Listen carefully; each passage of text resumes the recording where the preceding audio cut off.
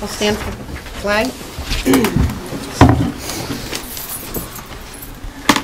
I pledge allegiance to the flag of the United States of America and to the republic for which it stands, one nation, under God, indivisible, with liberty and justice for all.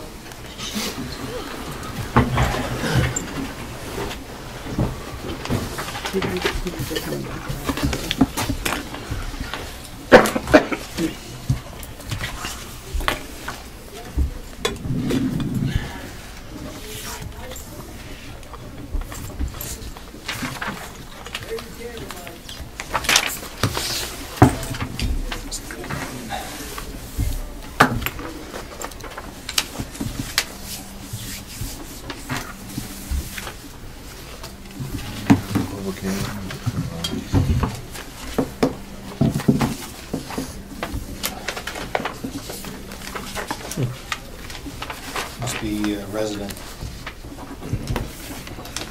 Mr. Tercey. If we're cutting a check to the state of Maine, that's just somebody's income taxes, maybe, or? I'd have to see it around. Wait your turn. Wait your turn. All right.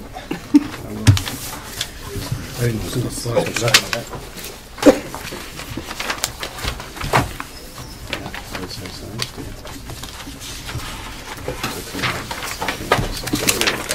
Check registers. Sherry? No. Thank you. Check registers. Are you done with this? Yes. Steve? Michael, please.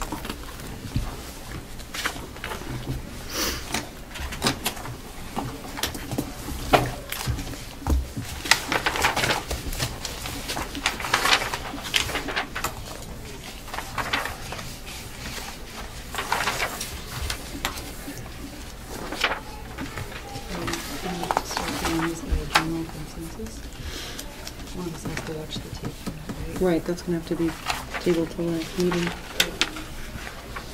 because we didn't get it. Are you going to look for a volunteer for that? Yeah.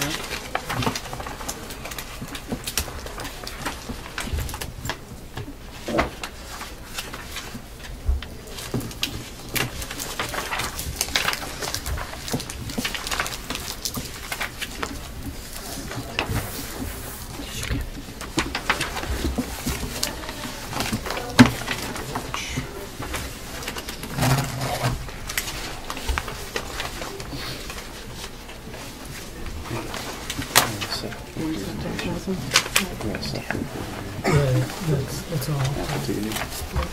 Well, I don't know if she has for custody. I'm not sure she was going to do everything.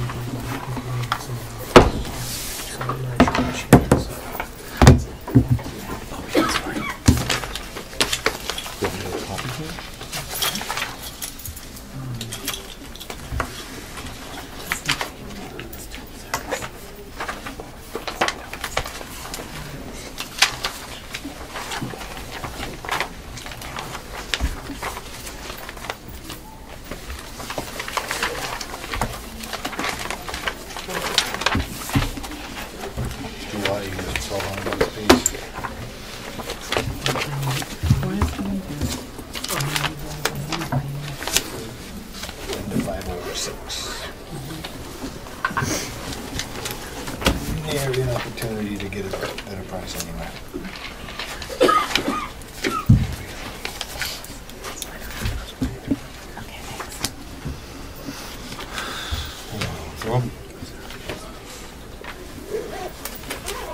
Sad here. No, it's the cost of doing business, right? Cost of educating. $300 to troubleshoot an electrical problem. Get a plumber to do it. Thank you. Huh? What was that? No. None of your own business.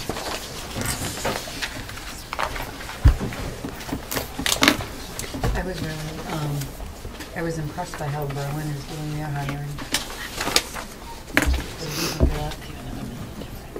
Anything that can, I mean, you can have a degree of knowledge, so you're paying for that degree of knowledge. You know, so you may have somebody come into the system that's got experience, so you pay the higher rate of pay. Well, they said in a lot of instances, Save them money.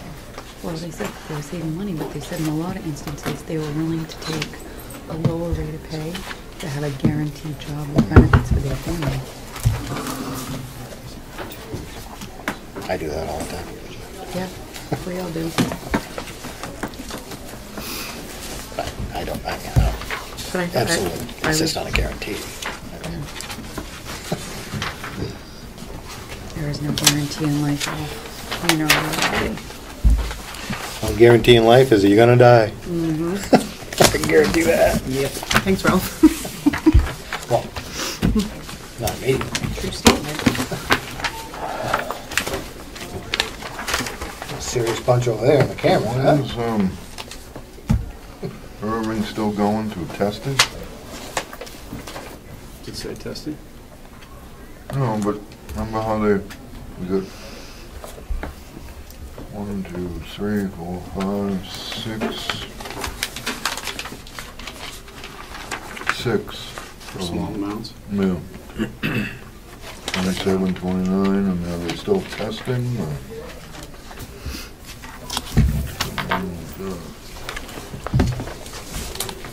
What's the invoice amount on your statement? 757, 719. Actually, give me the check number, 13839. How are you? 13839, Steve. 13889.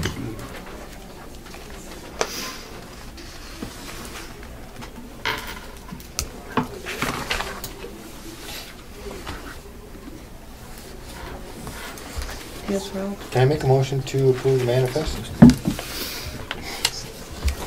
Sure. That's looking up. All in favor? Aye. Closed. Minutes of the last meeting. We're gonna have to have someone volunteer maybe to go back and watch the tape on the 12/17 because we still don't have the correct figure. I can I volunteer. have that. Oh, you do? Yeah. Okay. $3,200. 3,200. Actually, to be exact, it was $3,204. Exact. Perfect. Nice. That's one chicken fried I'd like to go ahead and make a motion to accept the meeting minutes of Wednesday, December 17th, 2014 as amended. I'll second that. Scott, what's that number on, and is that on the minutes? Is that what we're referring to? Yeah, the minutes we tabled last time because we didn't have the correct number on the busing. Page 4, Steve, under old business. Plus request, Yep. top line. 3204, you said? Yep.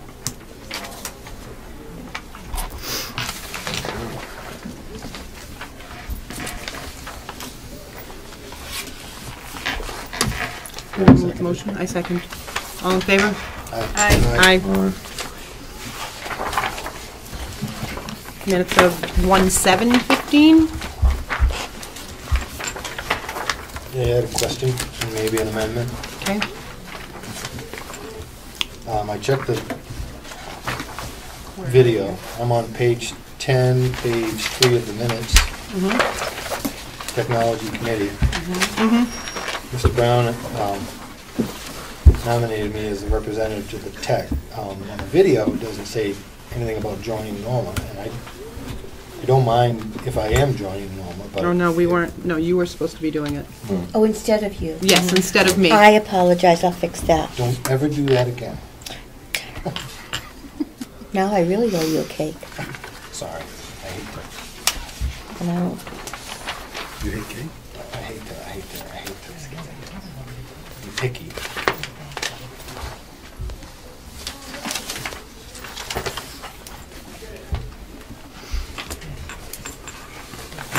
Other than that, I didn't see any corrections that I'm aware of. Okay. Because of that, I'm going to make a motion to approve the minutes for January 7th, 2015. I'll second that. All in favor? Aye. Right. Aye. I should have said approve the minutes as amended. As amended. I'm She sorry. said. Oh, that'd be great. Okay, all set. Public comment? We're on non-public, right? Oh, that's right, we still have to do non-public. Can we Who seconded that? Bonnie. Bonnie? Can we table those minutes for discussion in non-public? Is that all right? Yeah. We can. We need a motion to do that? Okay. It's a consensus. Okay. Steve, you don't mind? Ralph? I'd like to request a change in the agenda, moving number 8 up to this point, Do you want- after the minutes get approved. Only in case there's folks here that are willing to provide a bid on the civil engineering proposals. I mean, it's all the way down on the agenda, and they may be sitting here anxiously awaiting that. Okay. Is there a problem? Well, they're gonna be open tonight, and then we're not gonna, for discussion. Yeah. We open them tonight, we don't make any decisions tonight, because we need time to look through them all, is that right? Well, I mean, I wouldn't open any of them unless we have 3 in front of us. We have 3. Oh, good. We have plenty.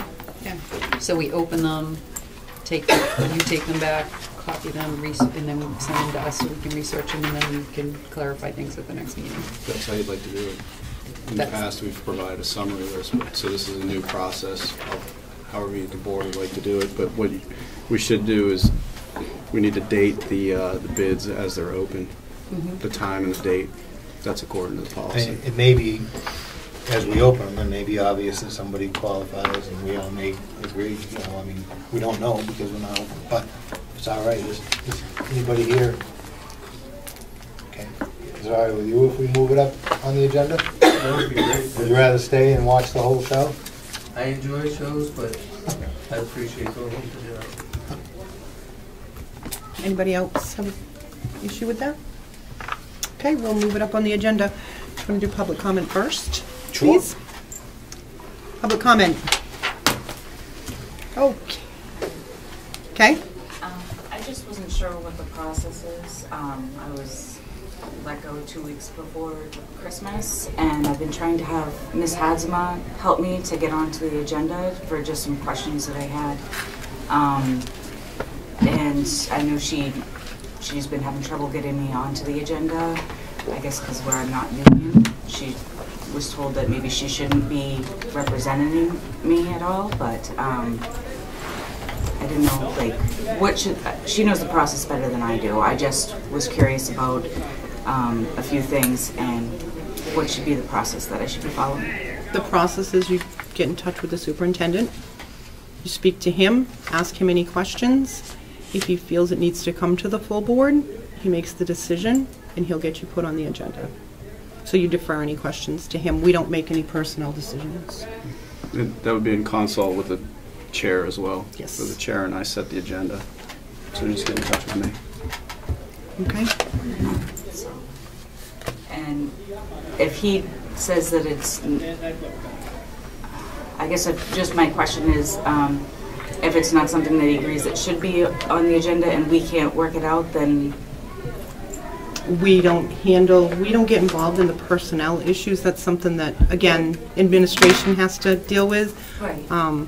So you really need to discuss it with Mr. Tercey first, Okay. and he'll discuss it with me. All right. It's hard because Ms. Hudson's not here because I don't know what she's already portrayed, and I know she has my letter, so I guess it just goes to Mr. Tercey, and then we can figure out a meeting from there. Okay. And is the meeting just between you and I, or did you say you, I, and the chair? What would happen is you and I would have the conversation, and then I would discuss it with the chair and when we're setting the agenda. Okay. Is it not, if you weren't satisfied with the conversation you had, then it would go to the chair? I Absolutely. mean, you may gain some satisfaction just talking to the superintendent. I know, I how my feelings were before, it was easier to have the help of Miss Hadsma, but I guess I'm not allowed to have her help. I don't, Again, we can't answer that. so. Okay, thank you.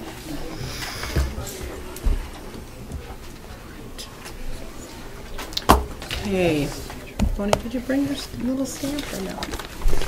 I didn't bring my stamp, but I will definitely mark them and highlight them. Okay. Looks like that. Madam Chair, before you start that process, I just would like you to know that this bid came in today, which is past the due date. They tried to deliver it on Saturday. This is express mail through the Postal Service. And since the SAU is closed on Saturday and they do not leave this type of express mail in the mailbox because it needs a signature, they brought it to us today, so it's late. When did it close? It closed on the 20th. It closed 20th, yesterday at 4. It's dated though, it's obviously postmarked prior to the 20th. It's postmarked on the 16th. And the delivery attempt, according to the post office, was on the 17th. However, we were closed, and it came in today on the 21st. I think we should So I leave it up to the board as to what you'd like to do with that. I'll make a motion to accept the additional proposal. I'll second that, because it's been postmarked. All in favor? Aye. Aye. So we'd add that to the... Everybody want to take one envelope and open them all together, or, I mean, with that, I don't know what the process is. We don't really have a process for well, the this. Board of so- Assessors, you know, if we got 3 bids, each assessor would open one at the same time. Split 'em up. Okay. Save time. Yay, it's like Christmas. Sorry. Can I have the smallest one? I was trying to give you guys the toughest ones, but I don't know. Is there also a list of folks that have made the, Yes, sir. I have a list of who attended the mandatory site walk, and those that have submitted bids received a call inviting them to come to the meeting this evening. Okay, so what you want us to do for what we need to do for clerical purposes is right on the front first page, right, open 520, I'd write on the envelope. the envelope's already written on. I've got one from MSC. Is that on the list? From Bedford, New Hampshire. See, 3 or 4, 5. No, there's more. Like 6 or 7. Really?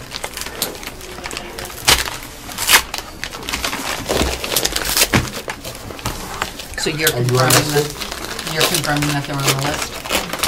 I would definitely, MSC? MSC, I didn't have one on the sign-in sheet for the Okay. walk. But they weren't at the site walk? Correct. Okay. I have,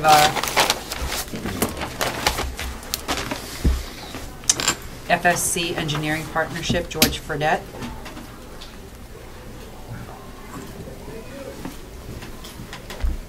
SFC, you said? Yes, sir. Yes.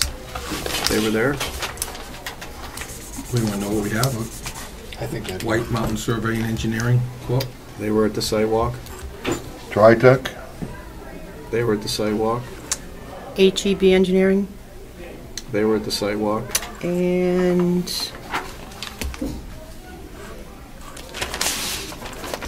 Harriman. They were not at the site walk. Okay. So I would make a motion to reject the bids that were not present at the mandatory site walk. Mr. Fall, can you, instead of using the acronym, can you Is lay there- out the name is of there a the person? company just to confirm it? TF Moran Incorporated. It's a division of, MSC is a division of Okay. TF Moran. TF Moran was there. Oh, good. Perfect. You guys want to, I would still make my motion to reject the bids that did not attend the mandatory site walk. what's the name of the gentleman from, do you guys want to mark that? What's the name of the gentleman from Harriman? Doesn't matter, he wasn't at the mandatory site walk. John Tarr. Well, Oh, I see what you're saying. If they showed up as an individual. just like your gentleman was not on for the company Yeah. name, but he was down there for the Yeah. representative's Is he on name. the list? Yeah, Frank Crabtree is the contact for Harriman. They were not at the site walk. Okay. So I got a motion on the table, I guess it's gonna fail without a second. I'll second that. So the only one that's being refused is the one that was not at the site walk? There was more than one, wasn't there? No. Wasn't there two? We, No, No, that I one was confirmed That they one was were there. so then, if you were looking at the RFPs, it's got a list of required things, right? Right. Anybody got a copy of the RFP? Excuse me, Oh, no, could wait, you vote on the Each motion? proposal has a copy in it. Okay, beautiful. Thank you very much. Pardon me, yes? Could you vote on the motion? We have a motion and a second, but All no all in favor? Aye. Aye. So why don't we just take that one and Yeah, we give it back do. to Mr. Tercey? You? You're welcome. Thank Do you you. want to mark that it was opened at 5:20? Mark on the envelope. Right, you mark right, on the right on the front Front page page. of it. if you can. On the envelope? No, right on my bid, because the envelope's been written on already. Oh, yeah, you don't. I'm No, gonna I put mine on I have one marked with it. Well, just to rebel, I'm gonna put it on the envelope instead. whatever makes you happy.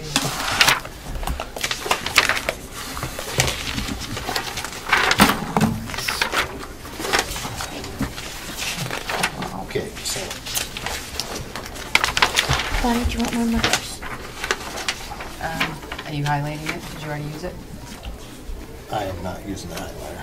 I got one of my own, though, if I need If it. you want to highlight that. Bob, do you have that? I'm all set. For now.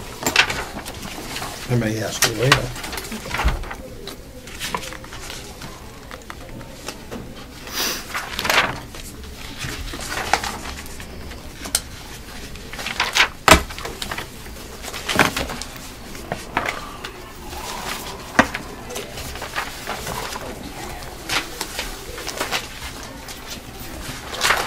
This one that I'm looking at here has an abundance of information as far as the background of the company, which is a requirement according to the RFP.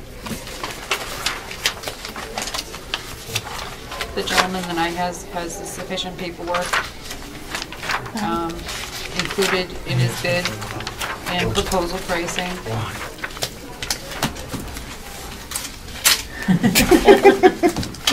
That would have hurt.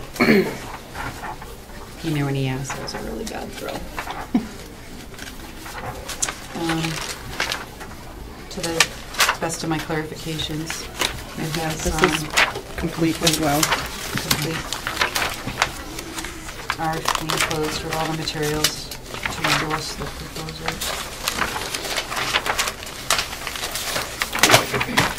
Yeah, it's complete as well, so.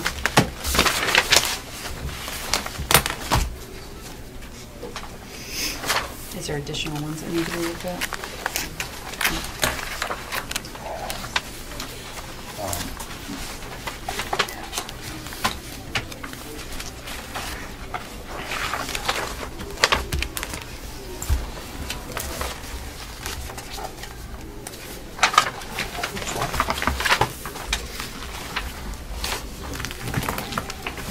You want to swap so you'll get We'll swap. Thanks.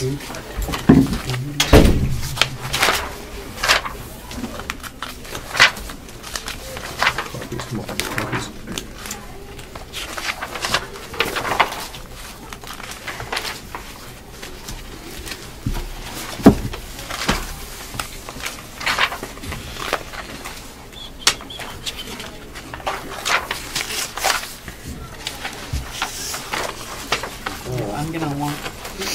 I'm gonna want more time than Right. well, just tonight to read this. I think that, I'd like to at least get the numbers down. We don't have to announce the numbers or anything like that, I don't think, but I'm gonna write a list of numbers so that, I think you have to. I think, isn't that part of the, you have to announce the numbers? tonight. That's what we provide the summary sheet for. Yep. right. Same Is there, process. So why don't we? you've given us a summary sheet that we No. can write? No. That's what we've done in the past. That's what we have to provide now. So I'm gonna hand this back to you and you can announce the numbers. Okay. That's fine. There's 6 copies here of the same thing. Do you, 6 copies of the same thing? And if you think it's complete? Yeah. You don't give me all 6 copies. Okay. Point of order. Pursue. Open those during a public session, I believe you have to give the bid amounts. That's what I'm doing. We're working on it. Yeah. So if you can just say the company, you say the company's name and the bid amount? Yes. You know, there's 6 copies of the same Okay, thing. we have a, Oh, we have a bid from SFC Engineering Partnership.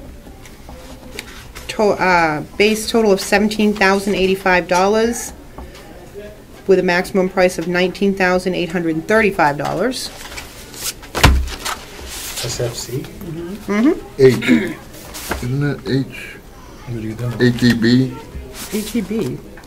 Where are you That's getting that? ATB. Oh, No, that's, Mixing up envelopes. it's the, so, HEB, I apologize. Can we, so HEB, $17,085 with a maximum price of $19,835. Thank you, Steve.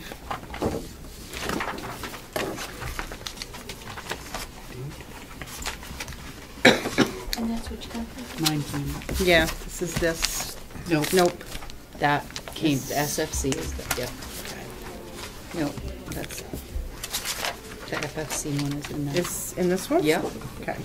Let's try this. No, was that the FSC bid you just gave? No, No. H. HEB. 19,835. You want it, Steve? 19 some, Yeah. No, SFC Engineering, maximum price $27,545. Can you see this?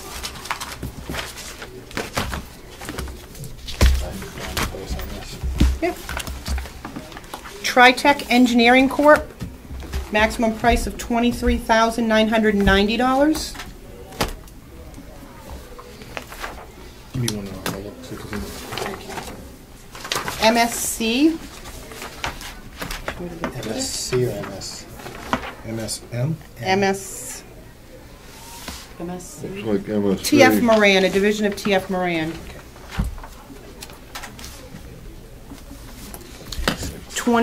$22,600.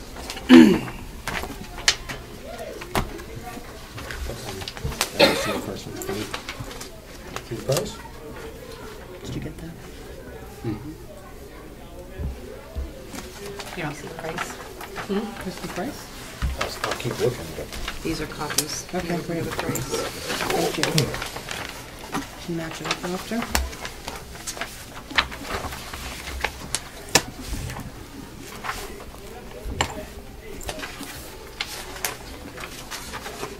Schedule fees and services. There's supposed to be an accompanying letter with this, but I'm not seeing it. number 6 you're talking about on page 4? Yeah, but it doesn't make it complete. Well, Not we complete. can add it up. And we'd be able to add that with our new math skills, I think.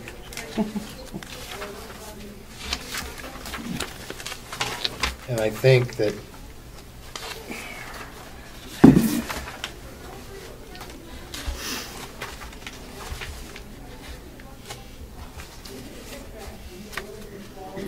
See accompanying letter. There's no letter accompanying it that I can find. I don't see the accompanying letter. Do you see where, this should have been the front page. It says see accompanying letter, but you know, that's do you think this that that's level. the max sheet? Yeah. Okay. I would say that The total was 15,700. 7. Which company? White Mountain. Yep, add those up.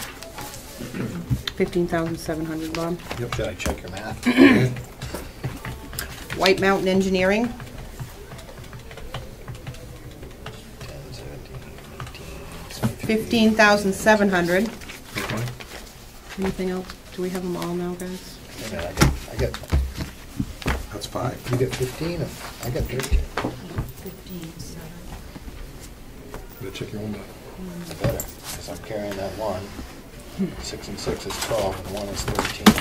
Want to give you these copies back? Yes. We're gonna take you those copies back. 1,000.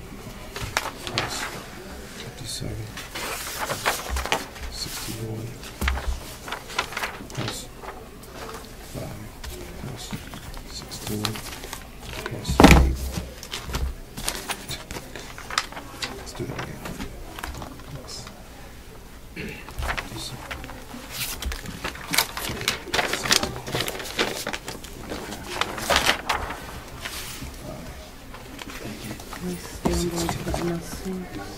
Eight. 15, 7. I'll trust the computer. I'll trust me. 10, 17, 18. My mother calls his computer still. It's called I know why. I should have carried a 3 instead of a A 1? 1. So we have 5, is that correct? Yep. 5 bids. A total of 5? Yeah, we have a total of 5 bids. Do we get the total from White Mountain, clarified? Yep, 15, 15, 7. 1,007. Can I have envelopes, guys?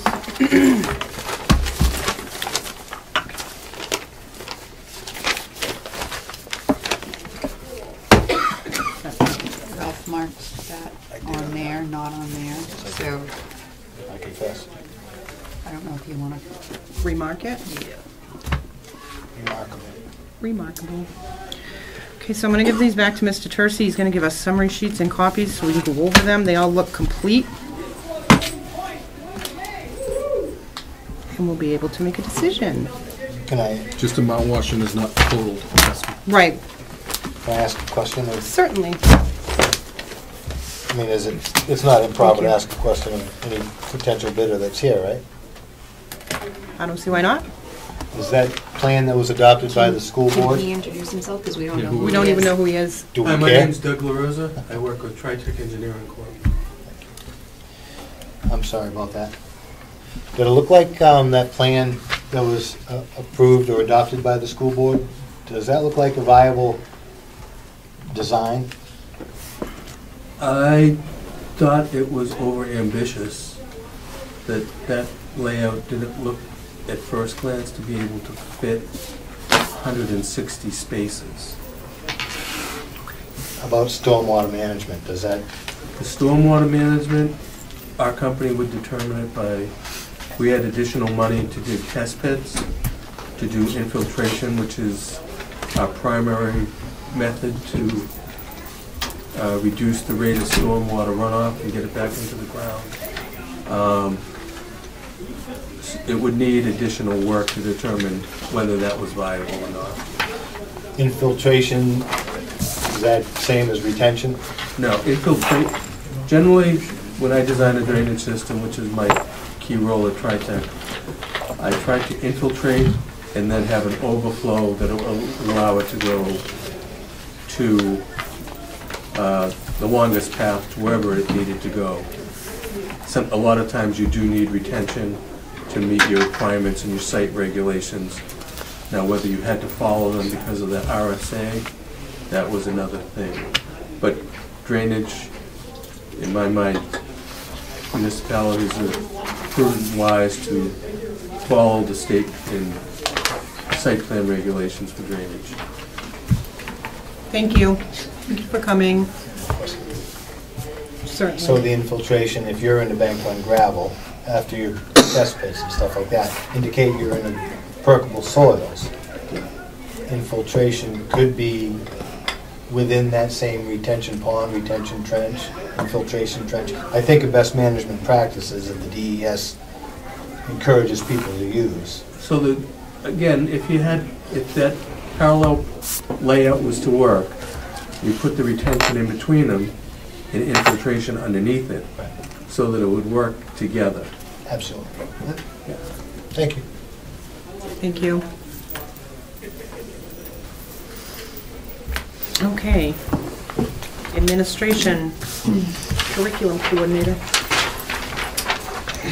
I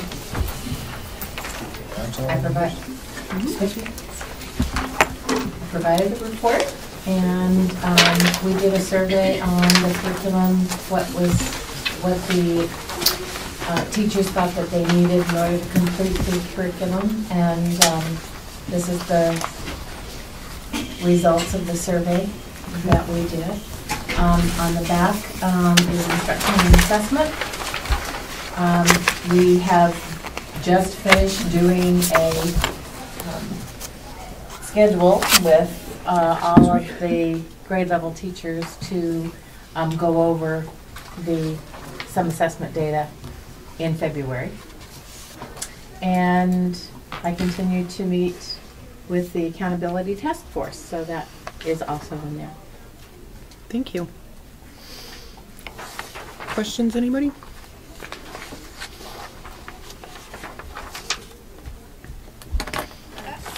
I do. I don't necessarily know if it would be specifically for you or for the rest of the board, that if this is what the teachers are saying it's going to take to complete the curriculum to be at the standards that we've set, it's going to become a budgetary issue, it looks like. Is that right, Mr. Tercey?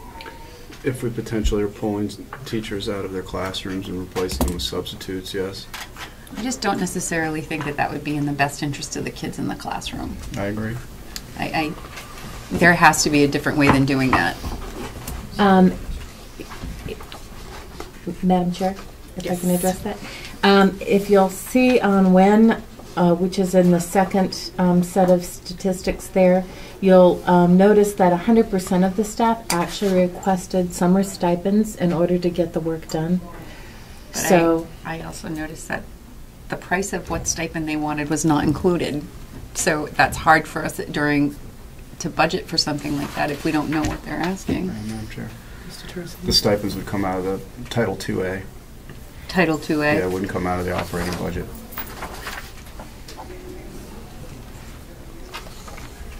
And have you discussed the amount of stipends? It was part of our application for 2A. Can you tell us what I that is? can tell you what the total is. I'm not sure we would, I can tell you, hang on. I'll pull that up. And that's the stipends for summer? Or stipends to complete them? Stipends for the summer work. Now, what do you do with the teachers that have already completed their work without a stipend? They wouldn't need to attend a summer workshop to do that. But then I ask, and I know that it's a lot on the teachers going through and redoing their curriculum, but if some of the teachers can manage to get it done without a stipend, why would we stipend the rest of the teachers to complete the task that's already been completed by others without stipend? Am I crazy for thinking that? Yeah?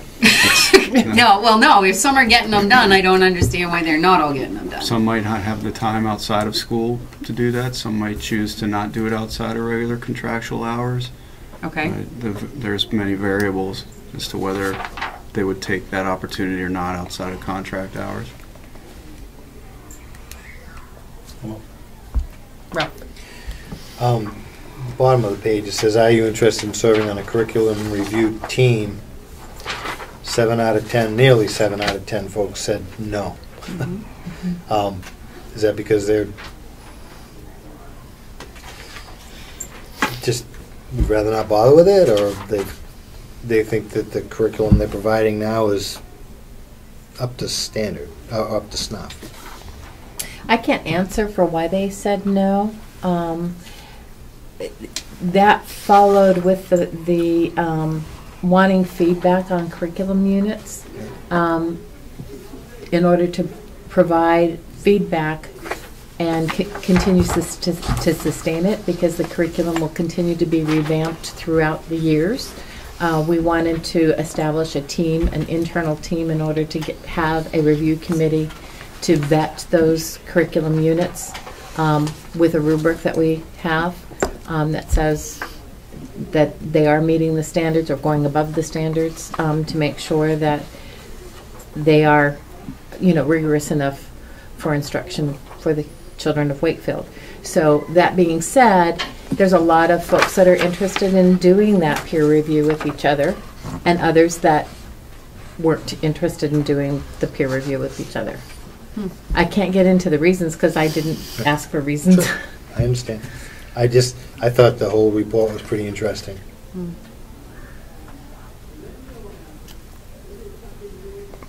We have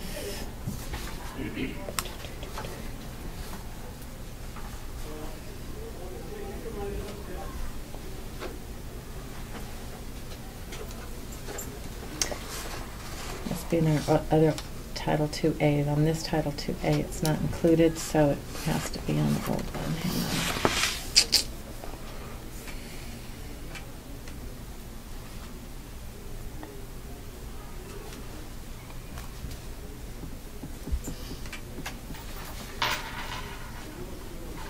Madam Chair, we can come back to that number. Yeah. Okay. Bonnie? How difficult of a task is it that we've asked our staff to do?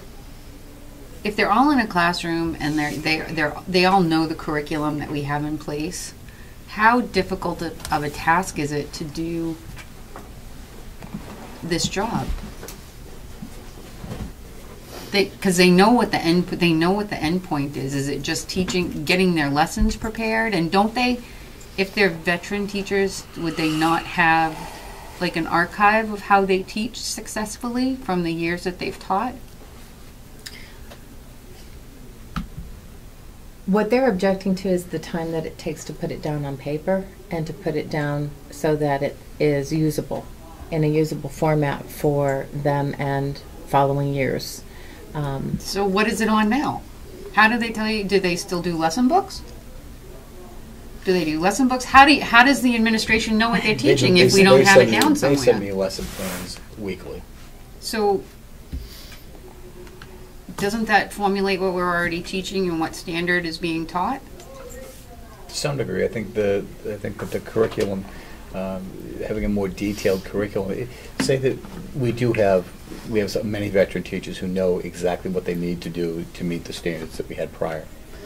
But when they leave and we bring new teachers in, how do they pick that up? How's a new teacher coming into the building know what needs to be taught to the standards that we've established? Isn't that why they have a mentor for a year? But the mentor tells them about teaching. You may have a mentor that maybe cross grade levels, but really the curriculum is what we base our success on. If we know each student is being taught the same level across the grade level, so all the students in grade 6 are receiving the same material. They may be presented in a different way, and it's not that dictated. But we want them all to be receiving the same level and high standards. So we don't successfully have in place a download chip or a thumb drive for all the teachers leaving to leave curriculum, or when their lesson plans are sent to you, do you keep them in particular files? The lesson plans aren't as detailed as the curriculum itself, Bonnie. Okay. And I know we don't have a downloaded chip that someone can just provide to us. That's too bad. Like there has to be some form of a way to. It is now. It's being processed electronically for everybody to share, but before that, it wasn't. Especially collected that way. Even the teachers, even the staff that you say are hesitant to have peer review. I don't think they're hesitant to have peer review. They're hesitant to be on the review committee that review other folks. I would think that would be an instant where you could gain some knowledge, because maybe someone does something a little different that you don't do, and I understand that it's another committee. I do understand that.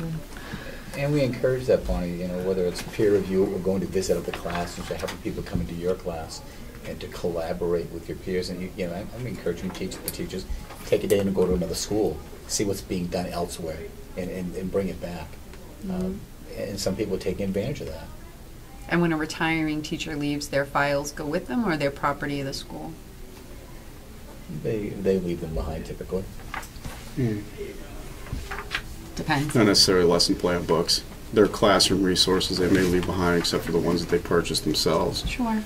However, lesson plan books, that's under the ownership of the teacher. Sure. Okay.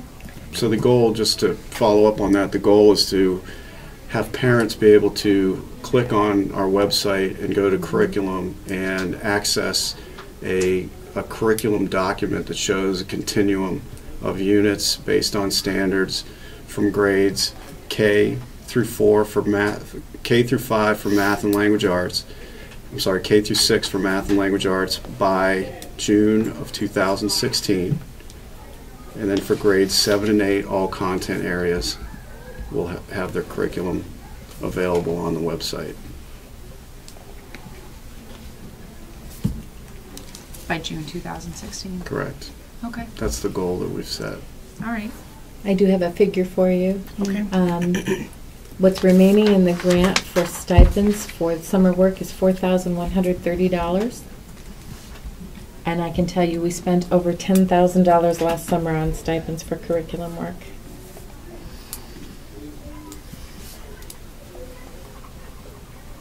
That's why 3/10 of the staff is willing to do it. Because there's only 4/10 of that amount of money left. Maybe. Or they got the stipend last year and they're more complete? Yeah? It is possible that they're comfortable with what they've devised, right? I mean, there's probably some of those staff members that are content and confident that what they're proposing to provide as curriculum is going to meet what we're asking for, right? It depends on each team. It's team by team. Okay. Some have done a lot of work on the curriculum, and some not as much work on the curriculum. I'll just make a comment, please.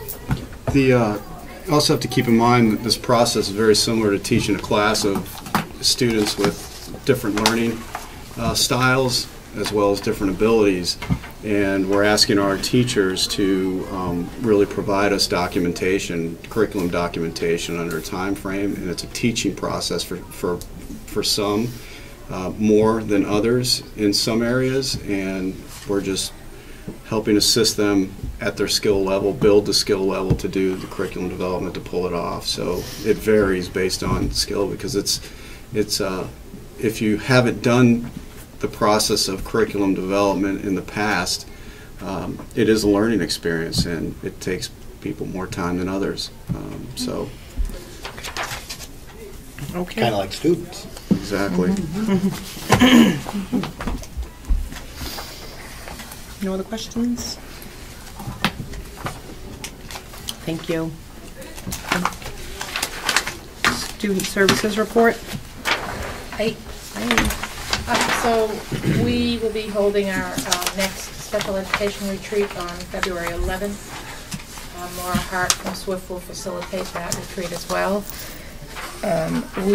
This focus for this day will be on consultation and collaboration in an effort to provide protocols and skills for special ed teachers to use with regular ed teachers to make consultation a more efficient and effective procedure.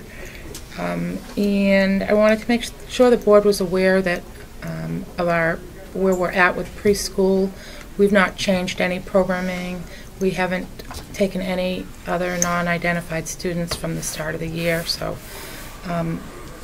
because we haven't established a policy, we just kind of put a halt on taking any non-identified students. So our numbers for non-identified are the same as they were in October. We have one less out-of-district placement due to a student that moved, and our numbers in preschool are increasing quickly. We have a lot of twins in Wakefield. It's quite interesting, being the mother of twins. We have a lot of twins in Wakefield.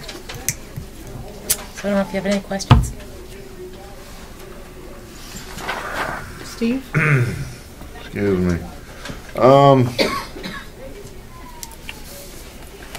How does SWIFT benefit all students? Just as we discussed, all students learn at different levels. What happens to the student who picks it up relatively quickly, but then you have other students that it may take an hour for them to get it? What happens to the students who get it right away? What are they doing for the rest of that hour? And how does it benefit them? Well, I'll speak to how I'll try to answer that, but Mary might be able to answer it better with regard to SWIFT. When a classroom establishes a real good co-teaching model, you have groups of kids that are dealing with the same content area at all different levels. In Swift really, that's their mantra, is that they educate all students. They don't separate between special ed and regular ed and gifted and non-gifted. So go ahead. But all kids learn at different levels. Right. This vision that we can get everyone to do everything at the exact same time, at the exact same speed, it's a failure to start, because that's not real world. Everyone does everything at different levels. So how are we taking, it's almost, are we taking different classes of students and trying to make them all one? I'm having a problem as to how this is benefiting all students, especially the students who tend to learn more quickly than other students. Yeah, I'm sure. We all have a turn. We all have a turn. Okay. Who's going? You can. Okay. I'd recommend that Mr. Brown's question is presented when they're here doing the presentation to answer that question, because I know it's pertinent to SWIFT in general. So that's why we've asked them to come and present. And I'd like to just so that you understand a little bit more about SWIFT. SWIFT is the technical assistance to help our teachers to be able to take the groups that Mrs. Kebler was explaining and be able to make sure that the instruction moves children along at their level and at their speed, not, as you have said, all at the same time. So as soon as Mrs. Hart comes and presents for SWIFT, hopefully some questions that you have will be answered. Thank you. Principal's report. First, you see under my principal's report, SWIFT presentation, but we'll be waiting for Ms. Hart to show up for that. Before the break, 8th grade had another successful dance. A good time. They started having students come back, older students come back and DJ the dance. So that's added a pretty neat dimension to the dance. They seem to know the kids better. They kind of connect, and they've been having a good time doing it. It's nice to have some returning students come back for that. 5th grade went to Tamworth for the Remick Farm field trip, and they had a great time over there learning about traditional country doctrine, the farming environment, and they had a pretty good time there. Our K-3 kids had their kindergarten or their K-3 concert just before Christmas, and it's always fun to be out there, talk about the arts, and thank the community for supporting the arts through the budget process. It's a lot of fun to see the kids come out and dress up and smile and they just have a great time with it, and it's a great part of the job. And to kind of close it up, Mary Ellen Arrigo, former principal here, came out to do the reading of the Polar Express, dressed up in her pajama thing she wears around her, and sitting in a rocking chair and reading, and just had the kids, full attention as we projected the book up on the screen. She read, she gets to see that, and then I think the parents brought in some 40 dozen cookies for the K1, and they had so many cookies, they didn't know what to do with them all, and I walked out with way too many cookies on my breath. It was an awful lot of fun. So again, it's always great to have Mary Ellen come back here. And any questions? Oh, I do have one more thing. Yeah, Ralph. Got any cookies left? Are you kidding? Before Christmas, they don't have cookies at the end of the day. Are you kidding? I did want to also bring up that, Norm, I know you received some correspondence from 8th grade this evening, but I just want to kind of address that. We have certainly appreciated the board's blessing at the last meeting in regard to an overnight trip. After meeting with parents, looking at finances, some kids not being able to go, they decided they're not going to do that this year. But they are going to continue fundraising, hopefully build up that fund. So part of that process, their field trip, is they give the students spending money, so they're maybe enhancing the trip a little more, but they certainly appreciate your taking that into consideration. And great. Thank you. We'll probably maybe look at that maybe at the start of next year, looking at it and saying this is our goal. So We appreciate that. Any other questions? Thank you.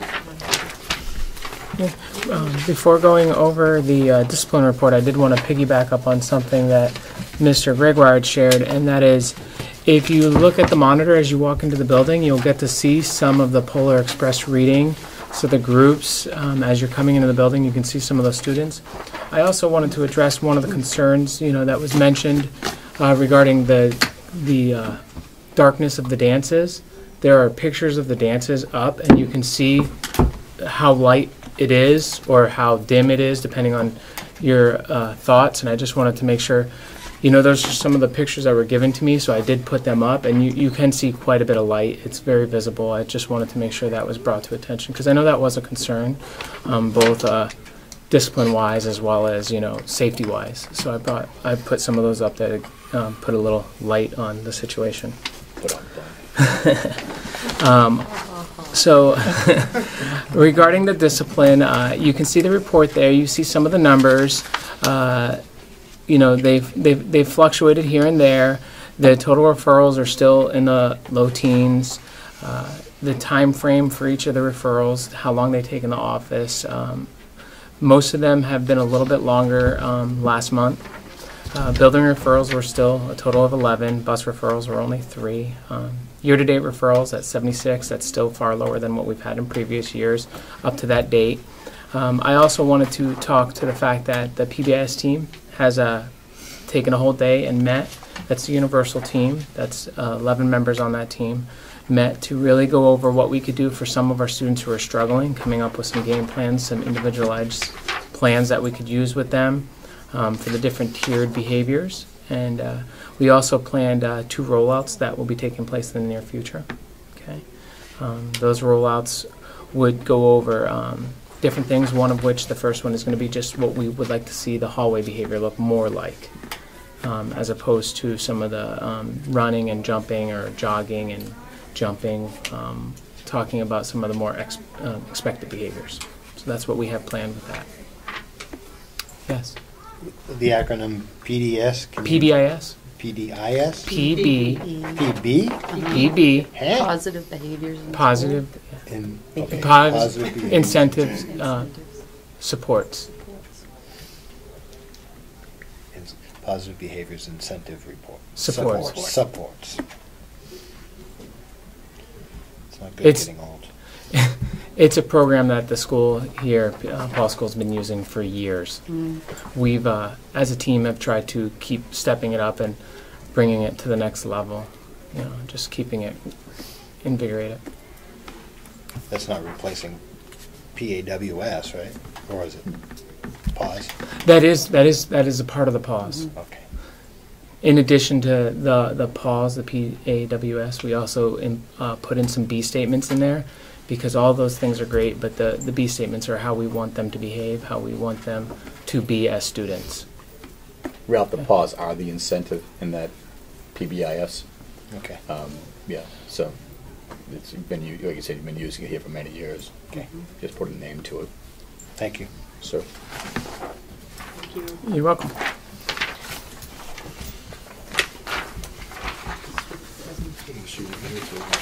Okay. Be 6:30. All right, you want to do your report, or do you want to do the services? Well, Do you have that in your packet? enrollment. It's supposed to come in the packet. I know, but is it on the agenda to talk No, about? it's just It's part of the, information. it's part of the packet. It's your information that they give to us, so we can read over and I check our just- files. I was just curious if how we've progressed on the slips. Tuition, Jerry. Yeah. We're down to about 30 right now on Total? for Paul School, yeah, and that's been sent out to the truancy officer. Okay. Okay. Spalding? Yeah, I was going to put that under my report, but I'll tackle it now. Spalding, the second letter was sent, and to date, we have 134 residency forms that have been submitted. 48 students still have not, and I provided that list to Wayne Robinson, and he'll be making home visits based on that list at this point. 48 after the second letter went out? Correct. Okay.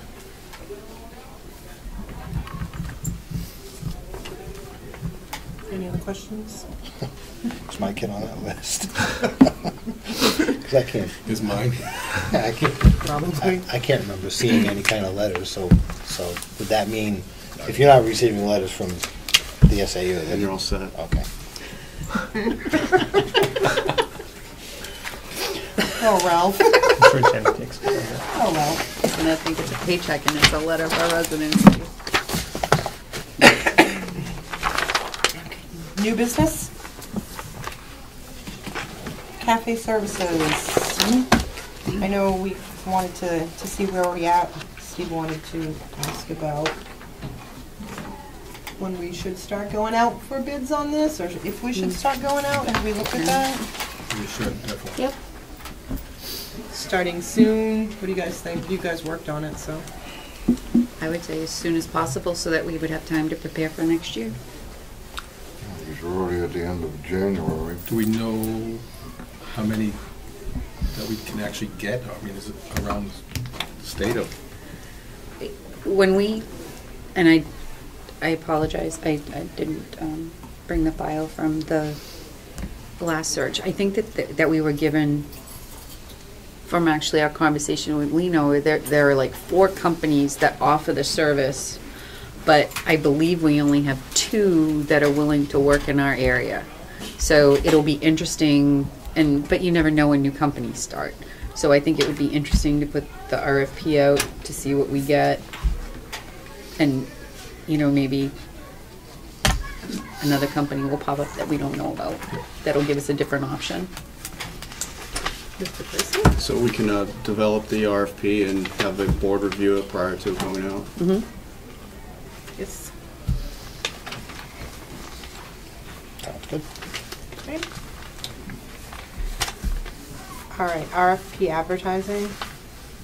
Well, Yeah, that was something I thought might fit under the correspondence thing of our last meeting's agenda, but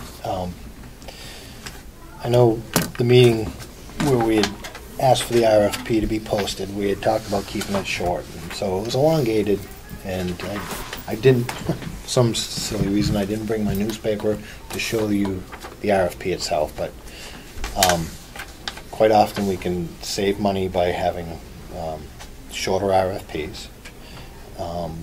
Granite State News should run the same RFP as Carroll County Independent, which is our local newspaper. And I think it's because it's a display ad. If it was in the classified ads, it would be in the Granite State, but because it's a display ad on page 3, I guess that's the reason they only run it in one paper. As a classified, they'd call it a jumbo ad, and they would actually run it in 11 different publications. So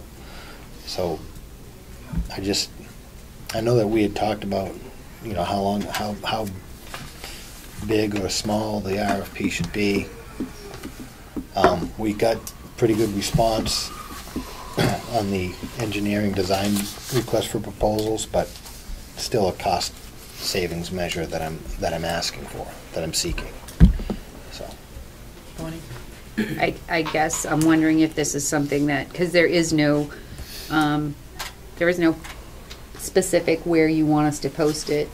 Is that correct? No. So I think that it's our job to create a policy that says specifically, this is where we'd like to see it posted, this is where we'd like to have it posted, and I don't... There is a policy. There is a policy, but not which specific papers and which Right. pages. RFPs there are, but you seem to be very specific, and I understand what you're saying about if you run with this company, it goes to all 11 papers. It's not the same with the other places where we'd want him to post it. Right. So I think if we can clarify that for the administration by taking it out, everybody doing some research, sending it to the policies and coming back and saying, this is, having you also tell us where, in the past, what publications give you the best response. And price-wise, you can cut down, but legal-wise, Well, I don't want to make any judgments on reducing what the printout looks like without having legal opinion. I want to make sure we have everything required by law in there. The RFP, that's posted in the newspaper can be as simple as saying, we're seeking help on this, or we're seeking proposals on this issue, and then it has the contact, for more information, FMIF, for more information, contact, whether it's the SAU or the school or whatever, fairly short and sweet, and then once an interested bidder makes the phone call, then they get that elongated thing. The last RFP regarding the engineering bid had the same thing 2 or 3 different times, so there's redundancy that's not necessary, and it's just overloaded with information that would be in the RFP once you go to the website or get a thing. So to me it's more information than is necessary. If you're directed to where to get more information, that serves the purpose and it saves money. And it wasn't, again, it's all about reaching a greater base of contractors, which would be in the classifieds. There's few people that are looking for work that go to page 3 and see nothing but Wolfboro, Tuftonboro News, and then a little box in the lower left-hand corner saying Wakefield needs this. I think the classifieds would serve better. So we need to put it into like an official policy. Well, with specifics. The policy does specifically say that it should run 3 consecutive days.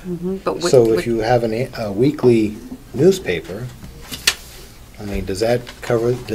Does that qualify for being 3 consecutive days? And Foster's could provide that, by doing 3 consecutive days. What's the number what's the number on the policy you're referring to, Ralph? I don't know. I don't have it right in front of me, so I can't tell you, but I did see it. What was the name of the ad for the paper? The jumbo ad. Jumbo ad? Yeah. That's the one that goes in the classified versus page 3? Is it bidding? A jumbo ad, you can get into 11 different newspapers through the Salmon Press, and it'll hit most of the North Country area, out to Meredith and Moulton Borough and Conway, and so I mean the policy says about 3 consecutive days. I'm thinking a single publication in 1 week, does that meet the qualifications? I don't know. I'm gonna make a motion that we take policy DJE, do more research and bring it to the policy committee. Yes. Or to all of us. All of us. I'll second the motion. All in favor? Aye. Aye. It is DJE now that you're. Are we gonna put it, will it be on the agenda for next time? Is that what so everybody do research and come back for next meeting? So it's gonna be on February 7th. February 7th. I wouldn't say 7th. Don't listen to me. You don't know. It's the 4th. The 4th. Close, Ralph. I'll be Okay. here on the 7th. Okay.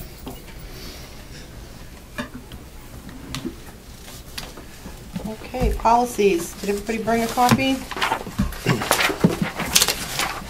Ralph. I'd like to make a motion to reaffirm policies BBA, BG, BBA or BBBA? I'm sorry, BBBA. Okay. I thought I was stuttering. BG and BGA as written. I would make a motion to reaffirm those as written. I'll second that. All in favor? Aye. Aye. Aye.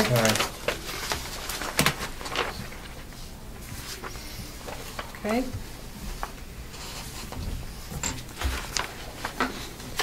And discussion on the other BCA.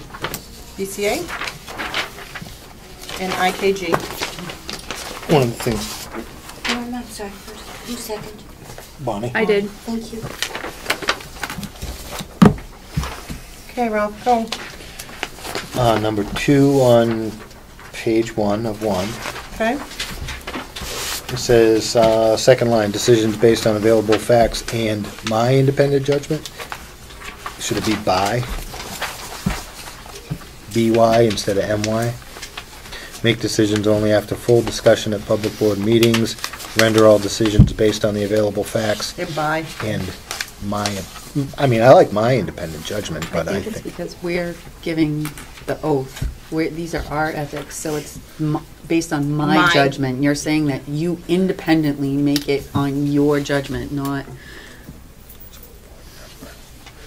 each board member. My independent judgment. Like, I'm not going to use someone else's judgment. I'm not going to let someone else's view cloud my judgment. Well, I mean, that's... I think that's how I read it. Mary? Yes. You'll see mine throughout this. Mm-hmm. Oh, you will? Mm-hmm. So the pivotal wording is at the top, under the bold lettering, each board member shall comply with the, I love that word, shall, comply with the following ethical provisions.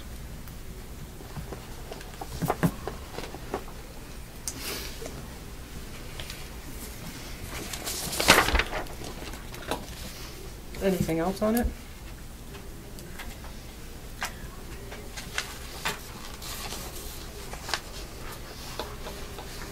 I thought it was...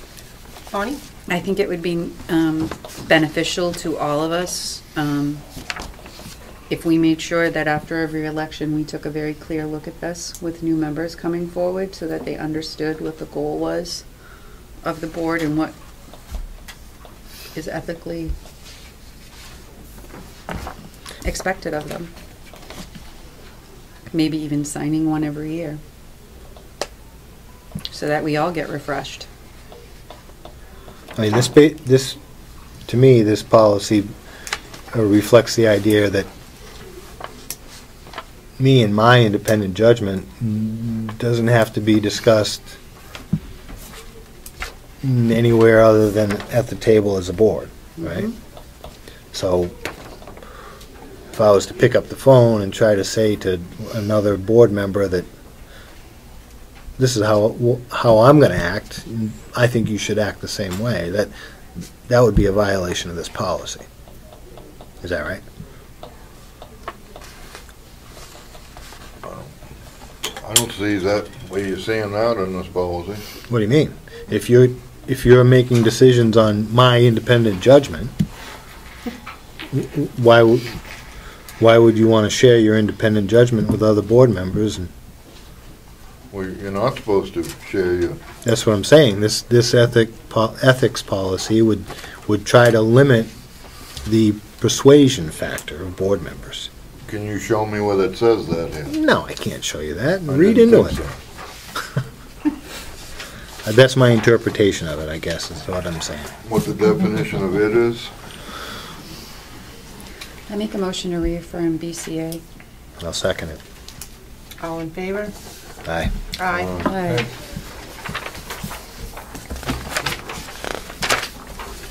IKG. IKG. Ralph? Maybe not the last time we discussed this, but at one point we discussed this, and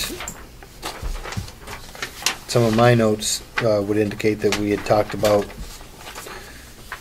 bringing the essays to the full school board, and I'd like to see that in there. I mean, once we all read the essays and understand what the students, we can see and understand their efforts and hopefully appreciate their efforts, then maybe that committee consisting of 2 board members, the school principal, the superintendent, and middle school language arts teachers can review and make a recommendation to the full school board. But I'd really like, as a school board member, if I wasn't one of the 2 board members,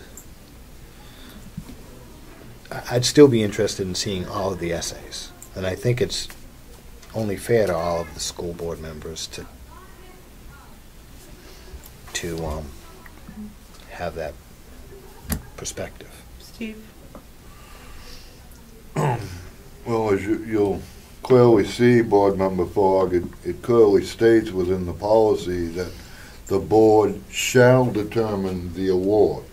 So how do you make a determination when you're uninformed? So I don't think that there should be no problem with seeing all the essays so that you can make an informed determination.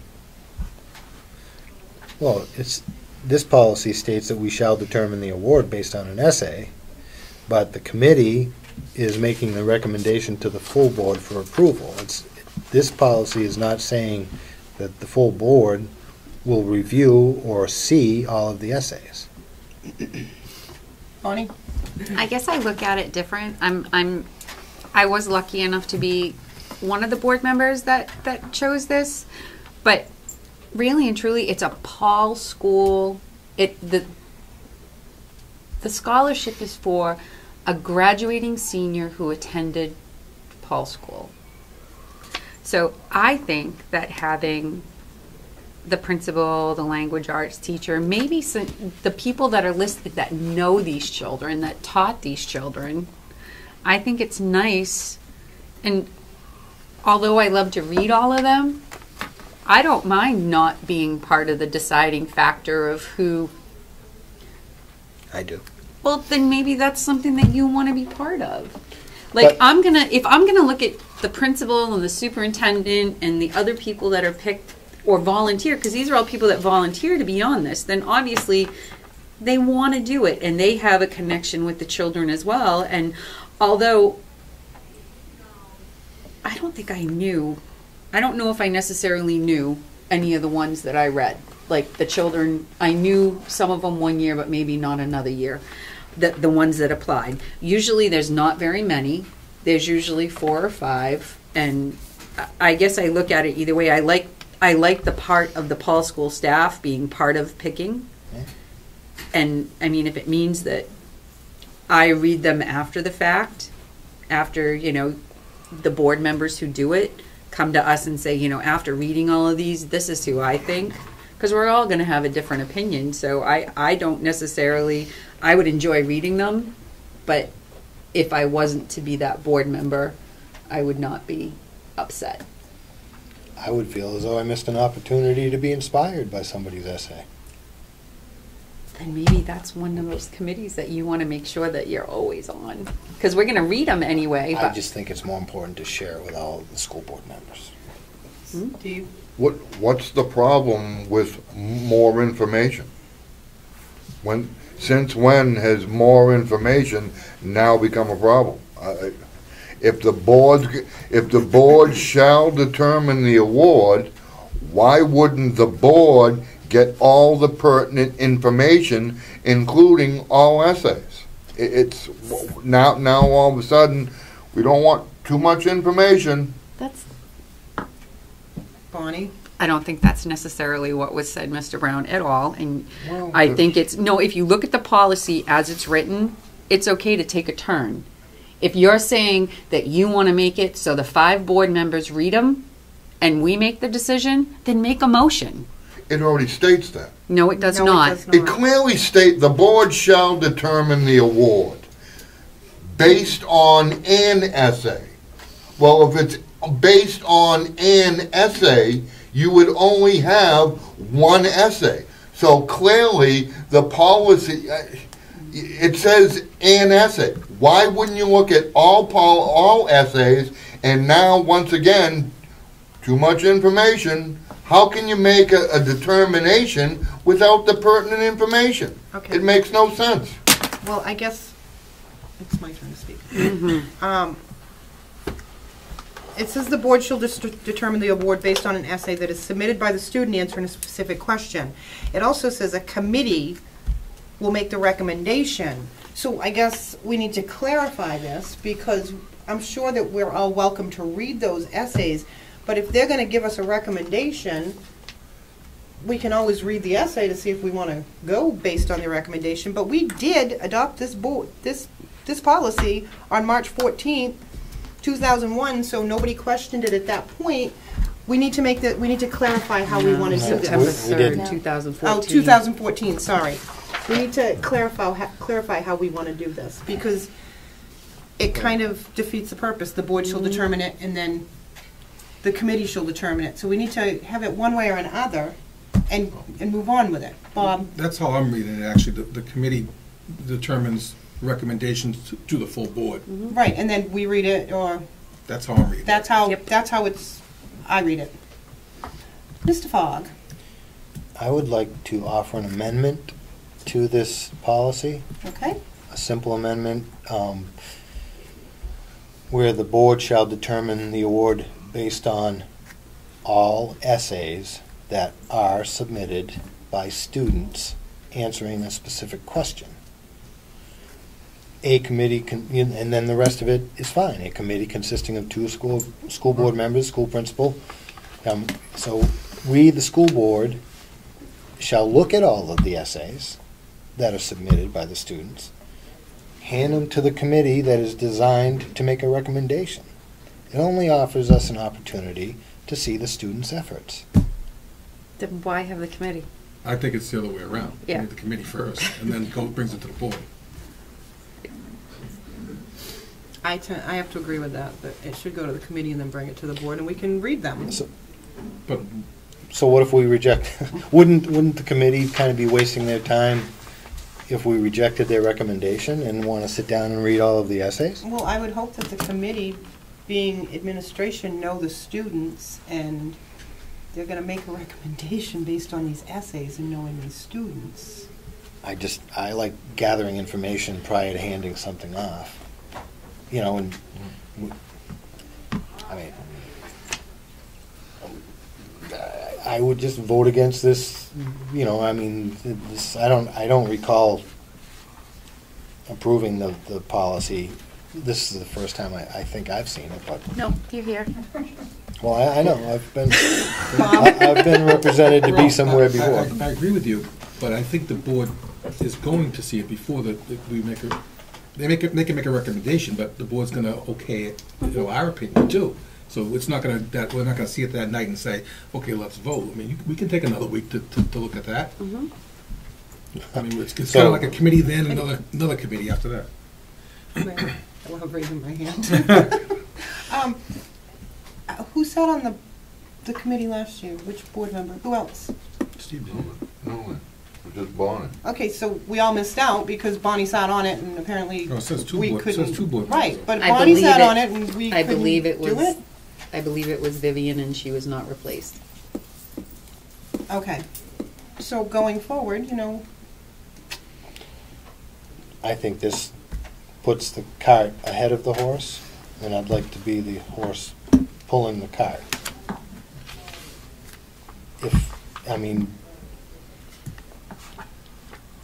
I think it's a fair amendment.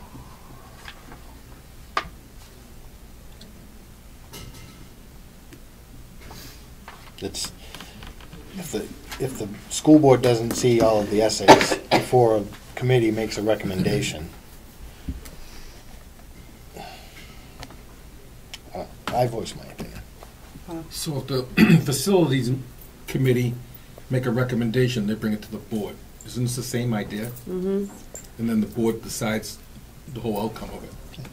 But- It'd be the same But idea. we don't always see all the facts. What's that? But we don't always see all the facts. All the information is not always given to us. We make determinations based on the information given. But So it's the tonight, same thing. tonight's a pretty good example, opening the RFPs for engineer designs. We're all seeing something all at once, giving it to the facilities director to consolidate and come back with a recommendation. Isn't that right? Steve, did you want to say something? Yeah, I don't think you can compare scholarship with facilities. Scholarships are more subjective than, say, a contract or a contract to do whatever for X amount of dollars. I think the scholarships are far more subjective, and I don't think you can compare it to a facilities. And I believe that you need all the pertinent information to be able to make a determination prior to.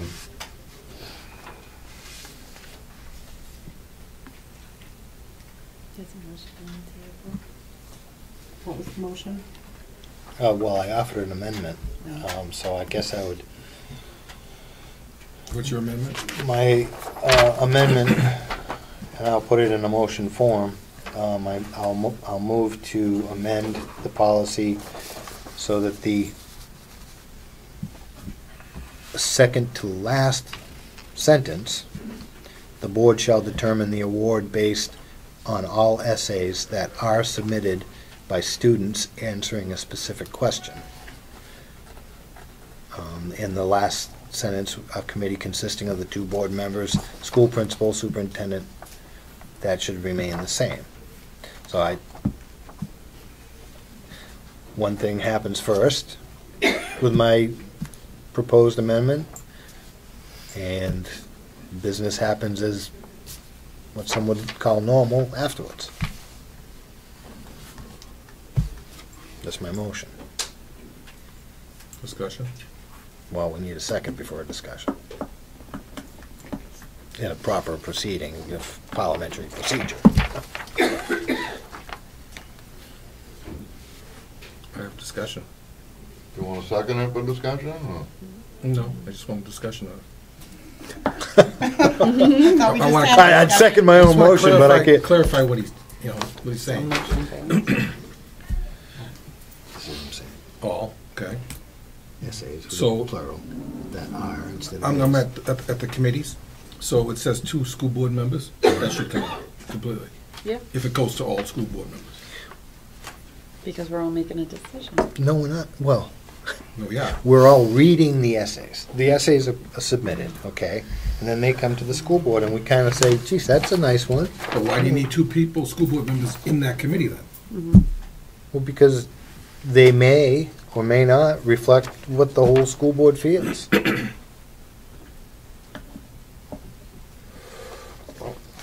Are you seconding it for discussion? Because we really shouldn't be discussing. Well, I can't all with that. you still talking, so,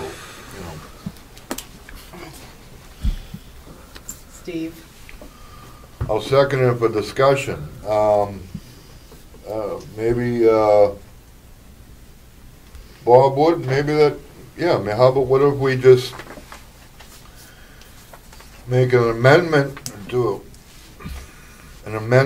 the policy, take out the 2 school board members and let the school principal, the superintendent, and the middle school language arts teacher will make a recommendation to the board.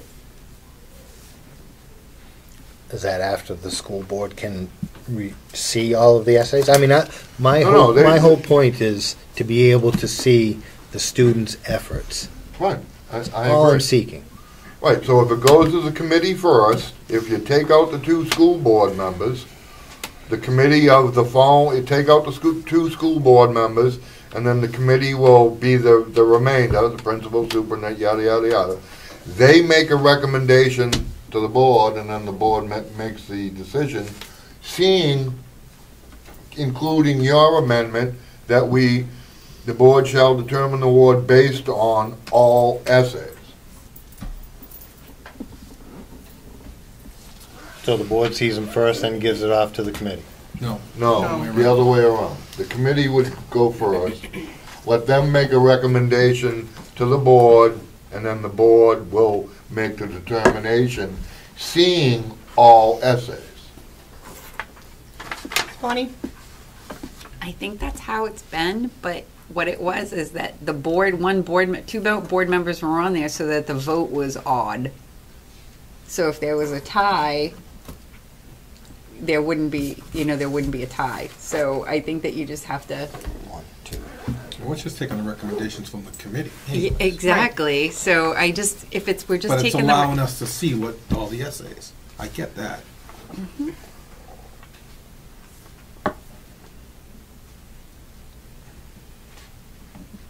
So if I amend my amendment to strike the words of 2 board members, the last sentence reading, a committee consisting of the school principal, superintendent, middle school language arts teachers will review the essays and make a recommendation to the full board for approval? Is that the amendment that I should offer to my amendment to the policy? That's fine. Wouldn't be good with that if the board's gonna shall determine, then, yeah, why would you have to have two board members on the committee? Because we're gonna see all the essays Okay, so prior to. we really can't adopt this policy because this would be the first reading of an amended policy. So you bring it to the second reading at the next meeting. Without my scratches. You're I gonna mean, have- would see a new copy printed out of the proposed. So if you're just revising the last sentence. Well, you can vote to bring it to, you can make a motion, you can say that you're taking this to second reading. Or we can call a vote on the On the amendment. changes. Okay. That's what, I would say move the question, if I was in Parliament. Good thing to have. Uh, All right, so do we want to move the vote? Well, once a member of the board says move the question, you kind of have to. Yeah. All in favor of moving it to the second reading with Ralph's amendments?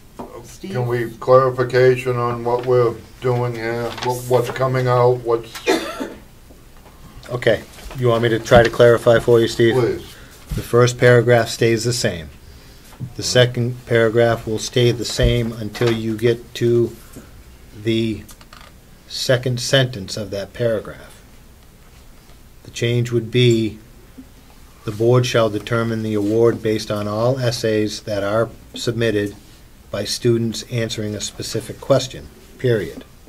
A committee consisting of the school principal, the superintendent, and middle school language arts teachers will review the essays and make a recommendation to the full board for approval. That's the amendment on the table.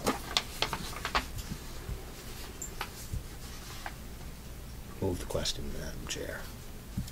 All in favor? Aye. Aye. Aye. Aye. Aye. Madam Chair, Yes. may I ask for clarification? Is the question still going to be developed at the building level, or is the board developing the question? At the building level. This policy doesn't address that, does it? Mm-mm. And it's been done in the past by... Committee Building level, Building the level. committee level, the building level. I think the committee should still do it. Why not? I'd agree with that. But the committee has now changed. Right. Well, if this gets Just wanted to approved second clarify. reading. Mm-hmm. Okay. Bonnie? In reviewing the policy book once again, I just want to make sure that we can bring a few that I can't find on the webpage that I know that we're required to have by law that I'm hoping that we can bring to the next meeting. It would be IHBAR, Professional Safeguards for Children with Disabilities, IK, Earning of Credit, IKAA, Interdisciplinary Credit, and JICK, Pupil Safety and Violation Prevention. And then, Michael, I have a couple, I don't know if you want my list again. I gave you the list in 2013. I gave you another one at the beginning. I'll email, does everybody want a copy of this, or would they prefer not to have the copy of what I would like a copy. Okay. Yeah, would like one, and what was the first one you had? Is IHBAR.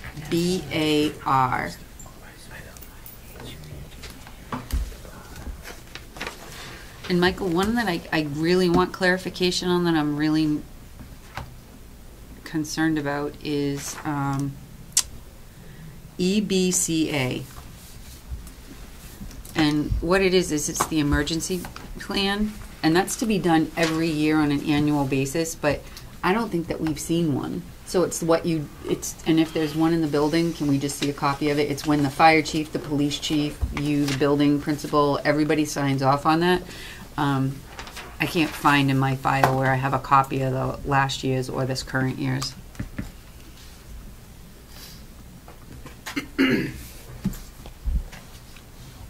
So you're looking at 5 policies to be discussed at the next Yeah, that's, as well as, that's for the first reading, and then the second reading would be, actually, there's gonna be 6, because DJE is also gonna be there. Madam Chair. Yes. Policy IK and IKAA are pertinent to credits, and credits are at a high school level. That's why you wouldn't see them in our policy manual. Okay. In the disciplinary credit, All right. as well as gaining credits. So that's why you wouldn't see on our website or in the. Okay. great. IKAA? Mm-hmm. Now, how does that work? I guess I was concerned because you have students in the building that participate in VLAX, and they earn credit on VLAX. So your 6th, 7th, and 8th graders who take any VLAX courses do earn credits.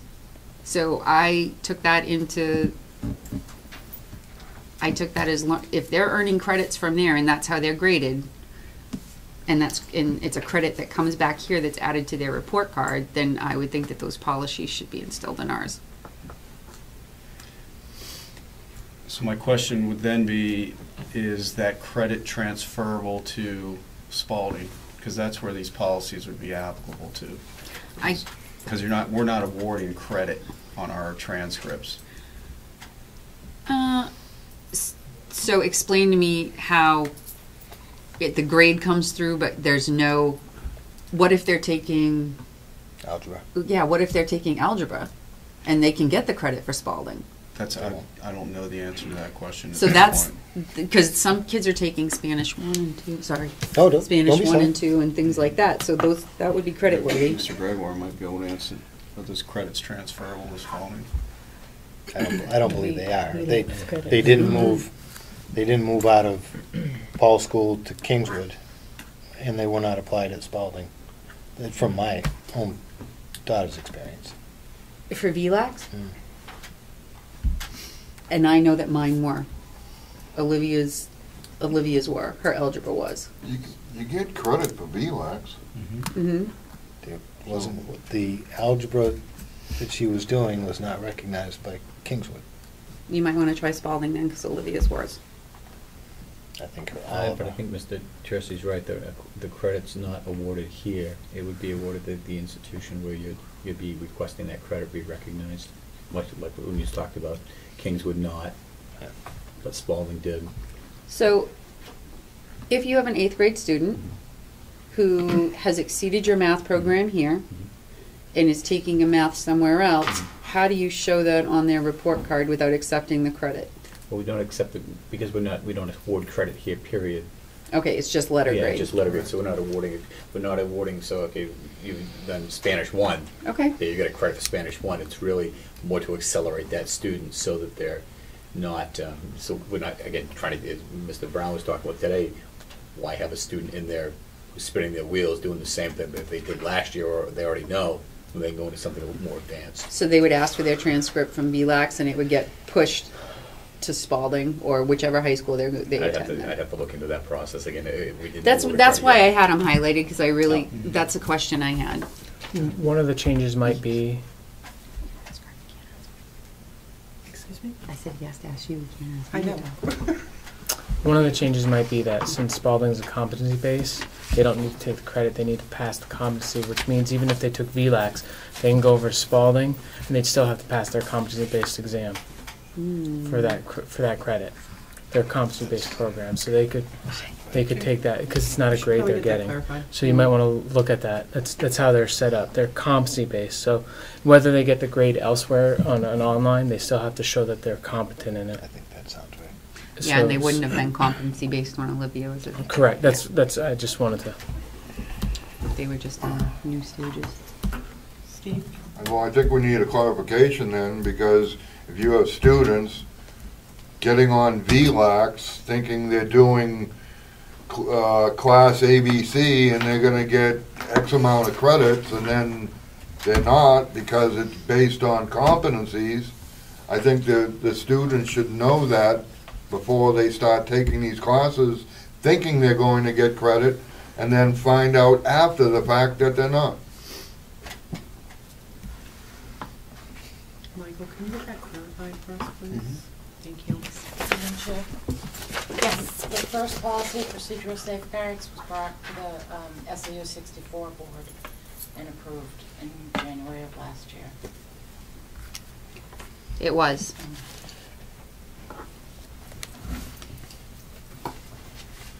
14? Yes. Okay. Can I ask one more question? Sure. Regarding policy, JFAD, are we gonna review that and reaffirm, or affirm an amended policy for JFAD? I think that's the tuition expenses. We do need to put that back on there.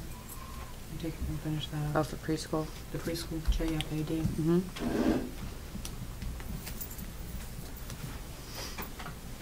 Clean up that old business. IH.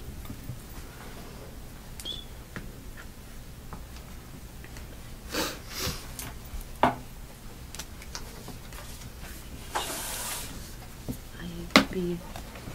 Okay, then, can I just ask that IHBAR is not on the website for Wakefield? Is it an SAU, but it should be under, is it a complete Wakefield and Milton, or just? Okay. I can bring it, I mean, we can. No, it's fine. If you go down the Wakefield policies, it's not on the Wakefield policies, so.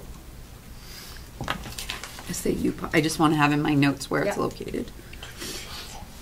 So we'd like, not on the agenda, but make sure it's on the website. Mm-hmm. I can check. I was looking in Wakefield. Are we taking some of these off then?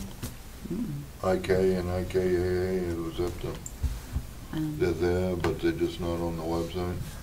Is that the understanding, or? IK and IKAA. I think I just want to know how it pertains to VLAX classes. If I can get that. That's the only concern I had. So they're coming off, Steve, so we only have. So they're coming off? Yeah, so we're gonna do this one, this one, this one, and this one. And that one. So I'm on the SAU website, and that policy isn't on the website either. I don't see it either. Mm-hmm. So, Madam Chairman? Yes. Just for clarification, on the next agenda, I have JFAD, JICK, EBCA, and DJE. Yes. 1, 2, 3, 4. IHBAR is coming off of that agenda? Okay. Because it's on the. Yeah, I understand. It's not on the website. Oh, it's not on the website? No. So we'll make sure it gets on the Needs to website. be. Okay. Do we have time for SAU? Okay. Yeah, Moore is not here yet. Mr. McShane is, I don't know. Do we need to wait for Moore? Moore's giving a presentation. Oh, okay. Okay. Thank you. All right, SAU 64. Mr. Tercey, go. Thank you, Madam Chair. I have 2 items under SAU 64. I've already addressed the residency, which was my 3rd item, but there was a question at the last meeting requesting the total number of students that are currently in the lottery for attending a school other than Spalding. We have 4 students currently that are in the lottery.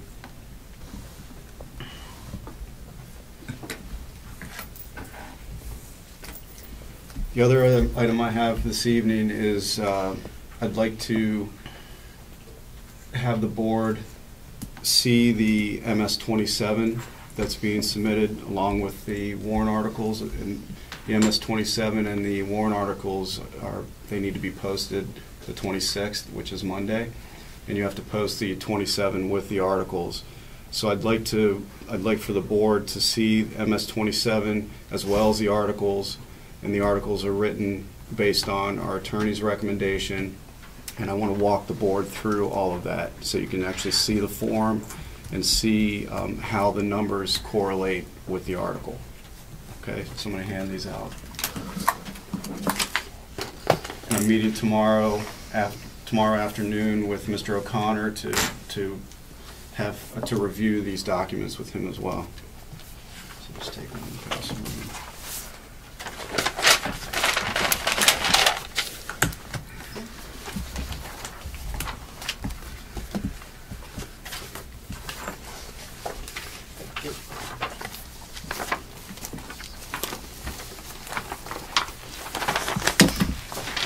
Oops.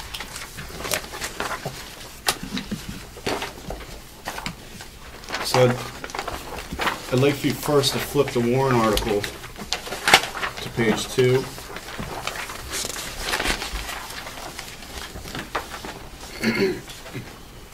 And then flip the MS-27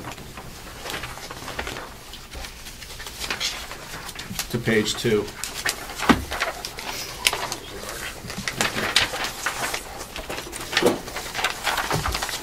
Now the MS-27 has a couple sections, but the sections that really stand out is this first section, which is titled Appropriations. If you look over on column 4, you'll see on top of that column it says School Board's Appropriations ensuing fiscal year recommended. All of the numbers in those columns, in that column, are what are on the operating budget document, the line-by-line document. So if we looked at that line-by-line document and looked under the 1100s for regular program, the total would be $4.9 million. So those you see a count code all the way over on the left. Those are all the functions that you would see on our operating budget line by line. Okay? And then you'll see what the Budget Committee appropriations are recommended. And you'll see that the two columns on page 2 are exactly the same, what the school board recommends and what the Budget Committee recommends. Any questions on that before I flip the page? You're looking at Article 4 or Article? I'm not on the articles yet. I'm just on the MS-27. I'm looking at the numbers in Article. So let me flip to page 3 on the MS-27.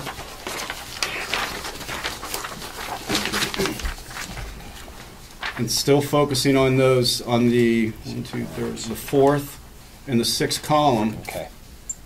You'll see the only difference between the school board's recommendation and the Budget Committee's recommendation is that $273,000 under the fund transfers.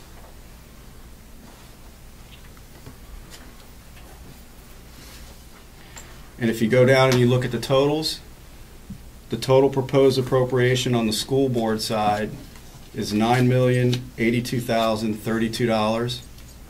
And the total appropriation recommended on the Budget Committee side is $8,809,032. If you look at those two numbers, shift your eyes over to Article 4. Article 4 has the Budget Committee's recommendation number in there, which is their number. That's the number that has to go in there at the $8,809,032. However, right next to that, we can put in parentheses, what the school board recommends. And you saw that correspondence from Barbara that I sent to all of you, Attorney Lohman. If you go down into Article 4, the number that goes in the default is the school board number. And that's the number that the board voted on as the default, which includes the $273,000. And then we have the notes in there. Note number 1 talks about the school board's recommended total operating budget is offset by federal funds of $273,000, leaving that net budget of $8,809,032. In the default, it's also offset by the $273,000. And then if you go down to the school, where the school board recommends, the school board recommended the $9,082,032 of 5-0 vote, and the Budget Committee recommends the appropriation, which is the $8.8 million. And that corresponds with the MS-27, and those numbers have to correspond with the MS-27. Now, if you move to, I'm sorry. Sorry, Steve, go ahead. Can you, it says shall the Wakefield School District. I don't see anything in there in regards to the Budget Committee. That is statutory wording. It's the school district is asking to raise and appropriate. It's all of us, of the voters. And we shouldn't be putting, if that's the Budget Committee's number, we shouldn't be referencing that in there? No, sir.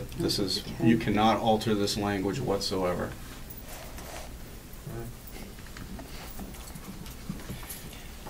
Any other questions on how the appropriation section of the MS-27 needs to correspond with the numbers that are in the operating budget article?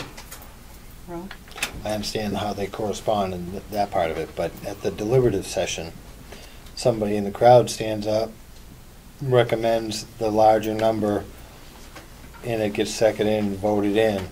That larger number would be injected where the Budget Committee's number is? Correct.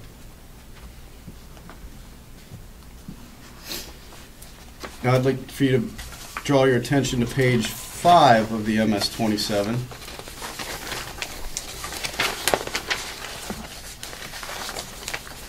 And these are our revenues. These are our anticipated or estimated revenues. And you can see you go down where the school board's estimated revenues and the budget committee's estimated revenues. The only difference in those two columns is the $273,000.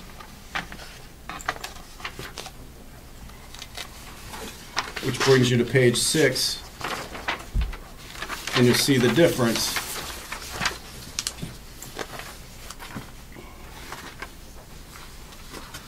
is the $273,000 on the total.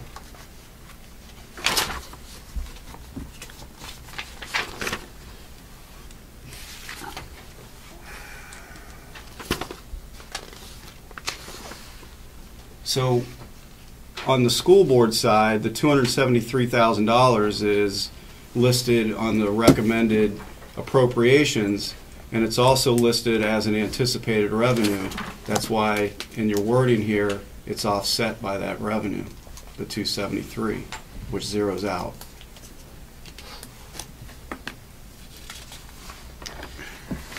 Now the page 7 of the MS-27 is the telling story. This sums it all up, and this is what gives you the estimated amount of taxes to be raised for education. And you can see the difference in the first line, the operating budget appropriations, and that's the difference of $273,000. The special warrant articles recommended, there's a difference there of $150,000. That's because the Budget Committee did not recommend the $150,000 for the parking lot. The individual warrant articles recommended, that's the $22,000, which is the collective bargaining agreement with the paraprofessionals. So your total appropriations recommended, you'll see the difference there. Being 273 plus 150. 273,000 Correct. and 150,000. Correct. Now on your amount of so at this point you start subtracting the amount of estimated revenues and credit. The difference between the amount of estimated revenues and credit between the school board and the budget committee is the $273,000. The estimated amount of state education taxes and the grant, which is the adequacy aid, is the same at $3.3 million. That comes off of your total appropriation, leaving you an estimated amount of taxes to be raised for education. The school board is at $6,080,711, and the budget committee is at $5,930,711, the difference of $150,000. So this shows that $270,000 that we receive in federal funding is not, we're not asking the voters to raise that through taxation. So these are the documents that follow through all the way to the time of setting the tax rate. It starts with the MS-27, goes to the MS-22, then the MS-24, and then the MS-25. So this is where it all starts. Michael, on Article 5, that should read the Wakefield School District, not the Milton School District. Okay. Yes.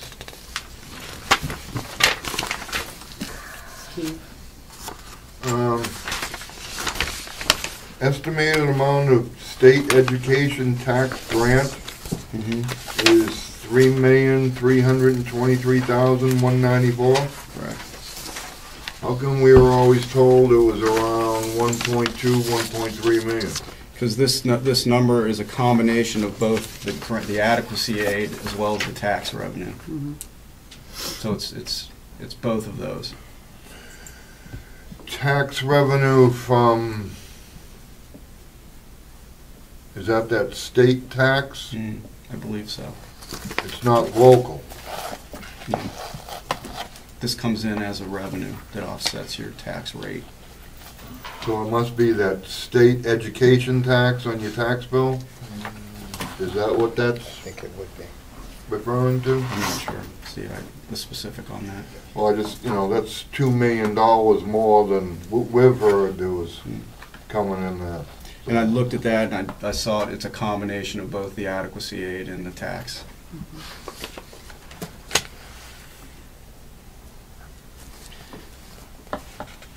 So that's how the MS-27 numbers relate to the article. So we have the Budget Committee's number in the operating budget in the article. And we also have the school board's recommended number. So this is how it could play out. If at the deliberative session somebody makes a motion to raise the $273,000 to meet the school board's recommendation, then it would go on top of the Budget Committee's number in this article. We'd revise the article based on the deliberative session. Only with a majority of the votes. Only with a majority of the vote, that's correct. Now, if this article passes, if Article 4 passes as written, then we have not gotten the authority from the voters to spend the federal funds of $273,000 because we front that money out of our operating budget. And then it comes back to us as a reimbursement every month. So we're telling the voters that out of our operating budget, we're fronting money, but we're getting reimbursed because we don't get a lump chunk of $273,000. We report our monthly expenses to the state, and then we get a check, and that money comes out of, during the month, that money comes out of our operating budget. So it is an expense, but it's reimbursed at the end of every month. Where we need to do it differently next year is to make sure that that expense line is in the line-by-line operating budget that's presented to the board as well as the Budget Committee. And unfortunately, I wasn't aware of that till late in the game, and we're trying to make it right now. So what do we do if we don't get permission? If this article passes, then I don't have the authority to spend those monies by law. Until we get them. Unless we go back out asking to raise and appropriate that $273,000 out of. So with the conversations with the legal opinions you've given us, the Budget Committee isn't willing to hold another meeting? At this point, a public hearing, we could have, they could request a public hearing to basically a supplemental budget, which would include the $273,000. If this article fails, the school board's default budget is in here, which includes the $273,000. Difference between the default budget and the operating budget is a little over $2,000. So if we end up with a default, we'll still be able to spend the federal funds. However, we'll have to find the little over $2,000 as a default, Oh, we don't spend it. or we don't spend it, That's not a bad idea. Now, which is sort of the same. are we also asking, doesn't that money also get approved in Article 5? I was just clearing up Article Okay. 4, and then I'll move to Article 5. Any questions on how the MS-27 corresponds with Article 4? And you can see that the difference in the taxes, the estimated taxes to be raised is the $150,000 for the parking lot. Now, Article 5, the monies that are in here, the numbers that are in Article 5 are school joint board numbers. It's not a budget committee number, it's a joint board number. So the joint board voted on these numbers, and that's what you see here, as well as the notes. And you can see that, again, I highlighted in Article 5 what is actually assigned to the Wakefield district out of the SAU budget, which is the $525,757, which is also listed on the MS-27 as a special warrant. That number's not going to change regardless unless it goes to a default, which is $915,610. However, the $815,000 of offsetting revenue is in both of those numbers. That's right within the article. But the notes state that that $815,000 is being offset by revenues. And what I did here is similar to what I did to Article 4, is that it shows the school board recommend the appropriation 4-1 for the SAU, and the budget committee recommends the $929,392, because they did not recommend the $815,000. So I tried to make it clear as to what the budget committee was recommending and what the joint board and the school board, the Wakefield School Board, was recommending. Questions on Article 5? I do. Page 3, that 5, up in the corner in the parentheses, at 517,961 represents Wakefield's part of the default budget? Correct. Because I don't see the words default in there. Oh, on page 2, I'm not seeing. Page 2, it talks about if this year's adjusted budget doesn't pass. Okay, so it doesn't have to say default? No. If it doesn't pass. The note says, Well, I understand the note says it. I was wanting to make sure that the article didn't have to say the word default. Adjusted is default, equals default. Yeah, and again, these are this is statutory wording in the article. Can't be changed. So where are we if this one doesn't pass? If this one doesn't pass, then we're working off a default budget. Oh, if it passes, I'm sorry, if it passes. If it passes, we're all set. If it doesn't pass, we're working off a default budget, which is a difference of around $13,000. Okay, And we're working off a default this current year, that's true. which we had to come up, I think it was $7,200. Yeah. But, okay, so when I read the second note, that default budget, 517,961 is the same number up in the corner. Correct. So that doesn't change. If you look, all right, Ralph, on yeah. page 2. I'm catching up now. All right. I'm almost up to speed. The 525,757 is the recommended operating budget. Yep. The 517 is the default. Okay, thank you. You're welcome. This is what we're submitting to DRA. We've submitted this to DRA for pre-approval. We have not heard back at this point, but this is what we'll be posting on the 26th. So DRA has that typo, or just the MS-27? This one on page 2? Yeah. I'll check, because we have to input it in the software, so I'll check it. That won't be, that's not a big change, because we have to resubmit our final after the deliberative. Okay. So any questions on that? I wanted to be able to show how the 27 correlates with the articles and that we still have the Budget Committee's number in Article 4 as the recommended number by the Budget Committee. It's what needs to go in there, but it also shows the school board number. Thank you. Thank you. Welcome.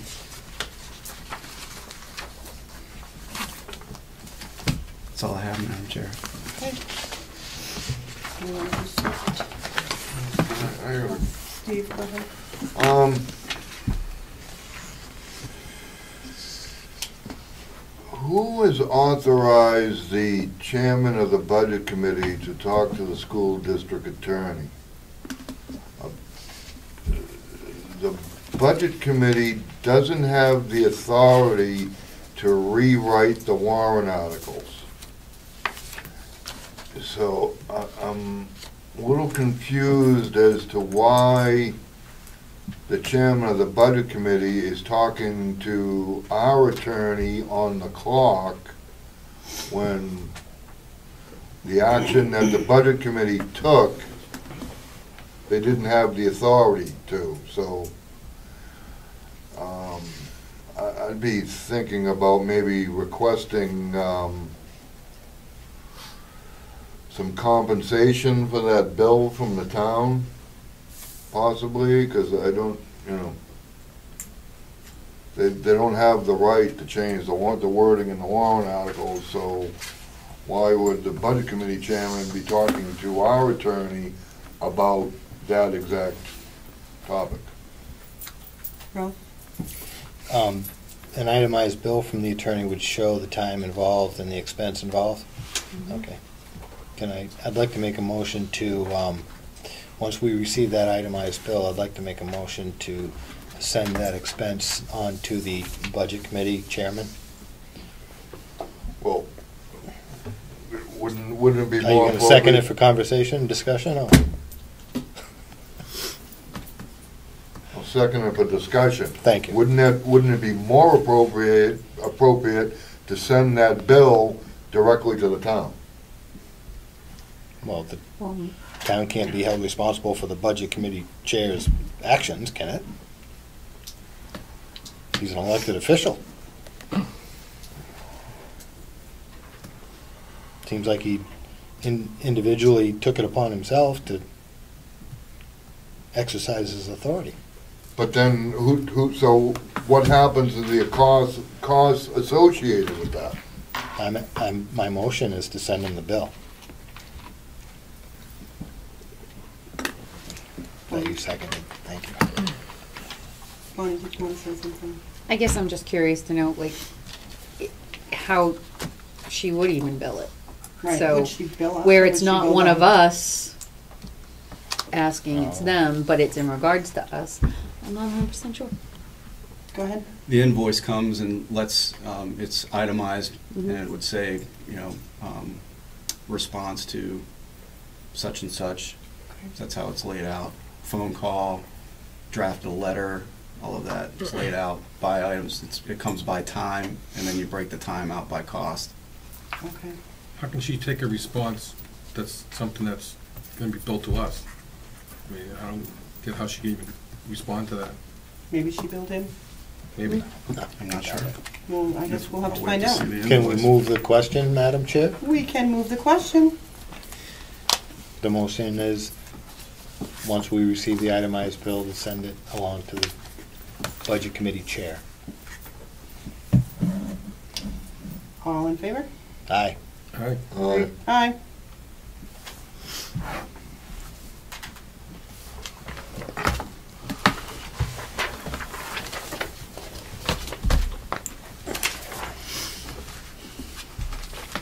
Was that correspondence? This was correspondence. That whole discussion? No, Ralph. No, Ralph. No. No, Ralph. Do we want to introduce this? Our presenter is here, They Madam might have a Chair. little time to Do you say. mind? Okay. You want to find out? Do you want to do a short recess so they can set up? And then Yeah, We we could can do a do the short comments recess. by the public, you know, get that off the Oh, agenda. yeah, we could work on that while they set up, or do they need to be here? No, they're going to have to be here somewhere in the middle. They're going to be in the middle. Okay, well, why don't we call a short recess then? I'll second the motion. All in favor? Aye. Moorhart. She's our technical assistant from SWIFT. She's going to present you the basis of SWIFT, how it's going to help us as we move along this path. Thanks. Hi, everybody. So one of the benefits of being able to present at a school board meeting in January, as I thought about, is that I'm usually the bright spot, because I usually bring good news and I don't talk about budget, so it's a little bonus to my job. So I won't take a lot of your time, but I'll fill you in on sort of the basic components of SWIFT, and then we'll fill you in on how Paul's School is doing and where they're at, and then take any questions. So, but before I begin, how about, so that I don't waste your time, what do you already know about SWIFT? Okay, thanks. Is it aligned with Common Core? Well, it will support teaching of Common Core, but there isn't necessarily a component that's totally aligned. Would you agree, Michael? Right. Yeah. Their choices. This is Michael McSheehan. He's my colleague. But yeah, it will support that. Anybody else? It helps give teachers tools to implement wider diversity in their classrooms. Yeah, for sure. Yeah, thank you. Anybody else? All right, then I'll jump right in. Oh, I don't have any. So the ultimate goal of SWIFT is to meet the needs of all children in the classroom, the general ed classroom. That includes students with special needs, and that includes gifted and talented students, that includes students who live in poverty, all students, and meet the needs, successfully meet the needs. So that's the overall goal. Makes sense, right? The way that we propose to do that is through this research-based framework. It's got 5 domains, 10 features, and really it structures everything you need to have a fully inclusive and successful school. So lots of times when we bring in new changes, if you've been in education for a while, you'll know that things come and go and come and go.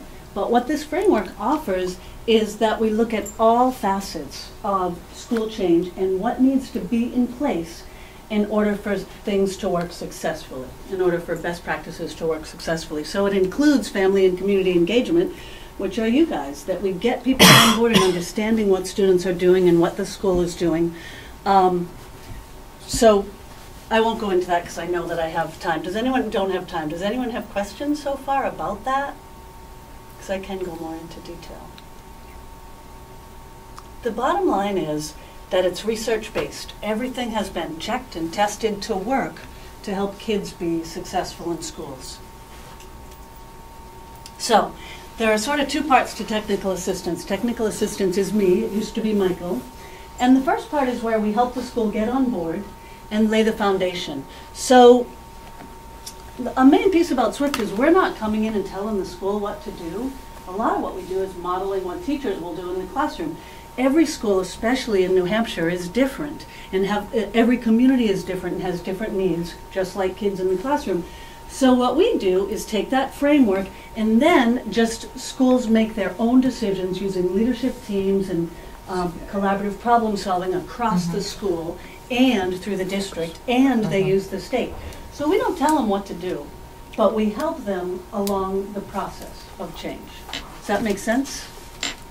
And we help to guide them within the framework of what we know works. So Paul's School has already done all this. They developed a leadership team with agreed upon norms and guidelines, so they work really successfully, and they meet once a month. They have a strong communication network with your superintendent and your district, with me, and with the state.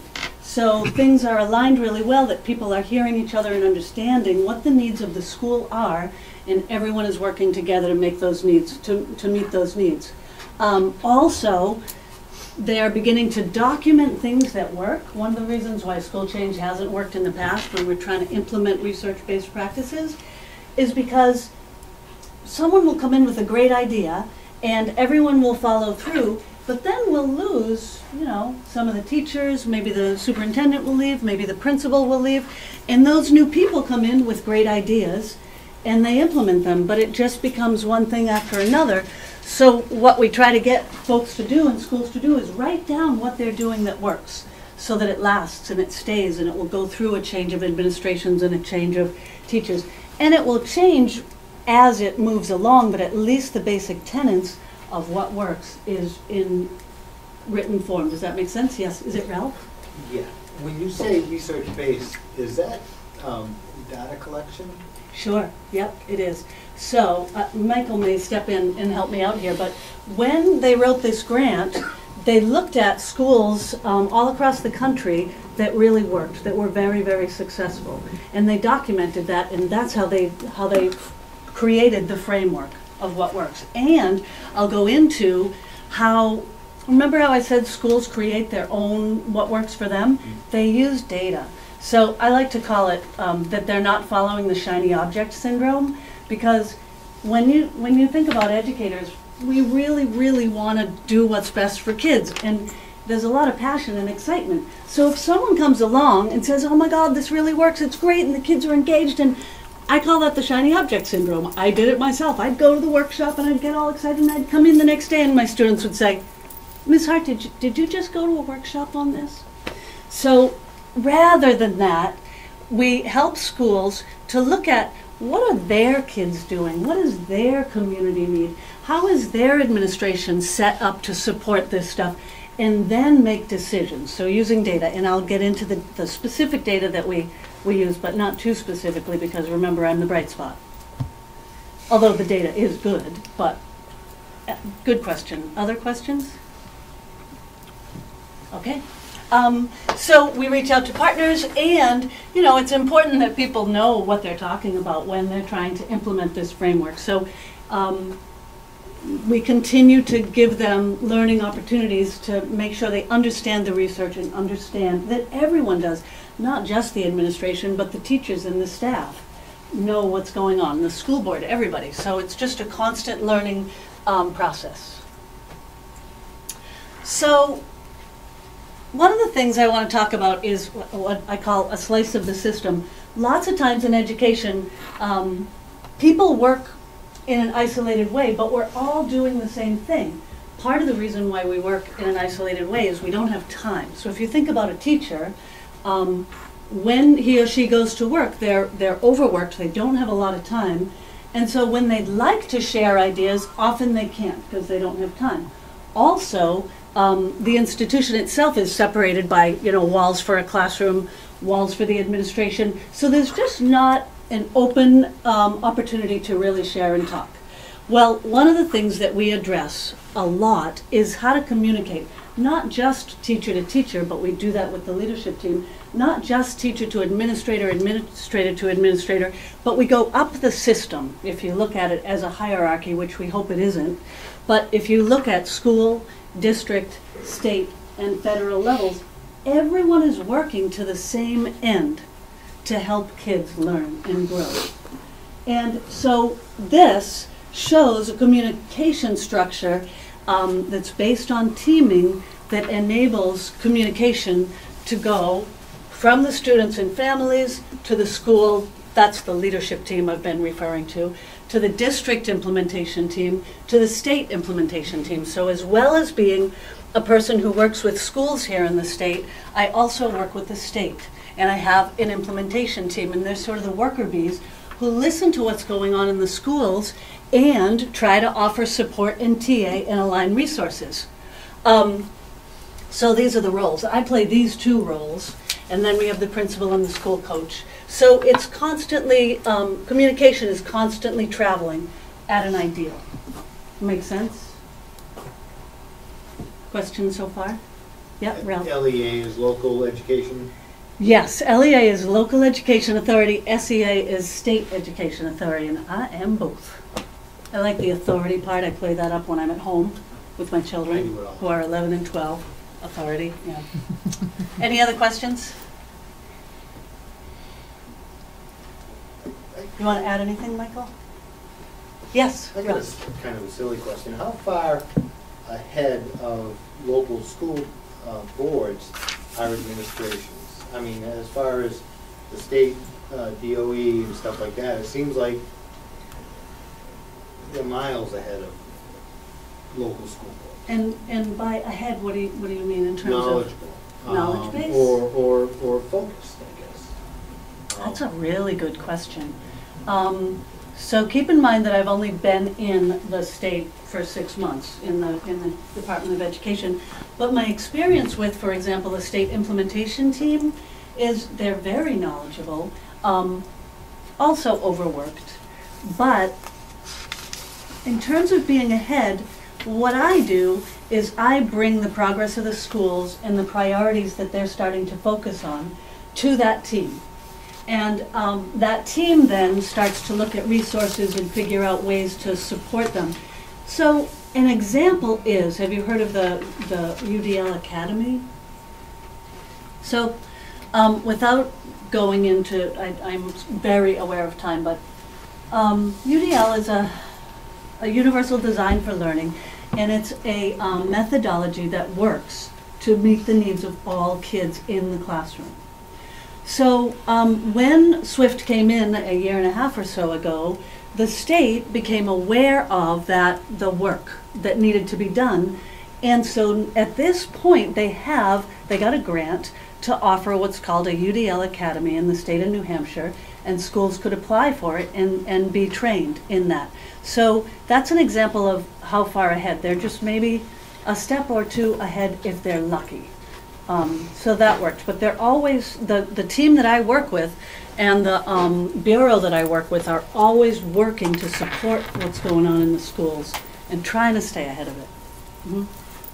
Yeah. If I could just add, one of the things that we're trying to do is actually create a structure in the state that allows for more conversations across schools, districts, SAUs, and state leaders, so they're not kind of silos of people having certain knowledge without releasing it to other people.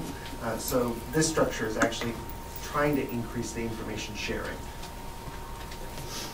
And in a qualitative way, for me personally, what I see, it really feels like it's working. I don't have a history to draw from, but I'm aware of partnerships that are developing between schools and the state, and it seems very comfortable and beneficial, and that we're going in the same direction. So, back to, remember I said that we don't impose anything on schools. We allow and help schools to achieve what they want. It begins by getting everybody on board working toward the same vision. And when I say vision, I mean really specific statements about what people would love to see in their school. So as specific as, I want every child to be able to sit on one of those exercise balls at a desk. That could be a vision statement. The school gets as many people as they possibly can on the faculty and staff and even students to write these vision statements. And right now, that's where Paul's school is, toward the end of that. They've written vision statements, they've talked about them, they've made sure that everyone understands them, and they're working through a process to identify those vision statements that some people just cannot possibly live with. So for example, what if someone wrote, I want every child to start the day with a lollipop? Well, someone probably would step up and say, you know what, I just can't live with that, because contrary to what research says, I know that children on sugar is not pleasant for me, so I couldn't live with it. So that gets put aside. It doesn't get thrown away, but it gets put aside. So that's an example of the process. And then what remains are vision statements that everyone, you know, those specific descriptive statements that everyone in the building can live with and support and work toward bringing into the school. And then they vote on those vision statements. One piece I neglected to mention. They take those vision statements, and if I could go backwards, I'd show you that framework. They take those vision statements and they place them under the domains and features where they would align. And that begins the work. One of the really cool things about the Wakefield Paul School is your superintendent, who began vision statements with the community first, which is fantastic, because one of the domains that we have is family and community engagement, and it's hugely, hugely, as you know, important. And so Michael started with the family, started with the community. What do you want to see in your schools? What do you want your students to have when they graduate? That got the attention of the center, actually, and he's been applauded for his work. So that's visioning. And Wakefield Paul School is very close to an acceptance vote.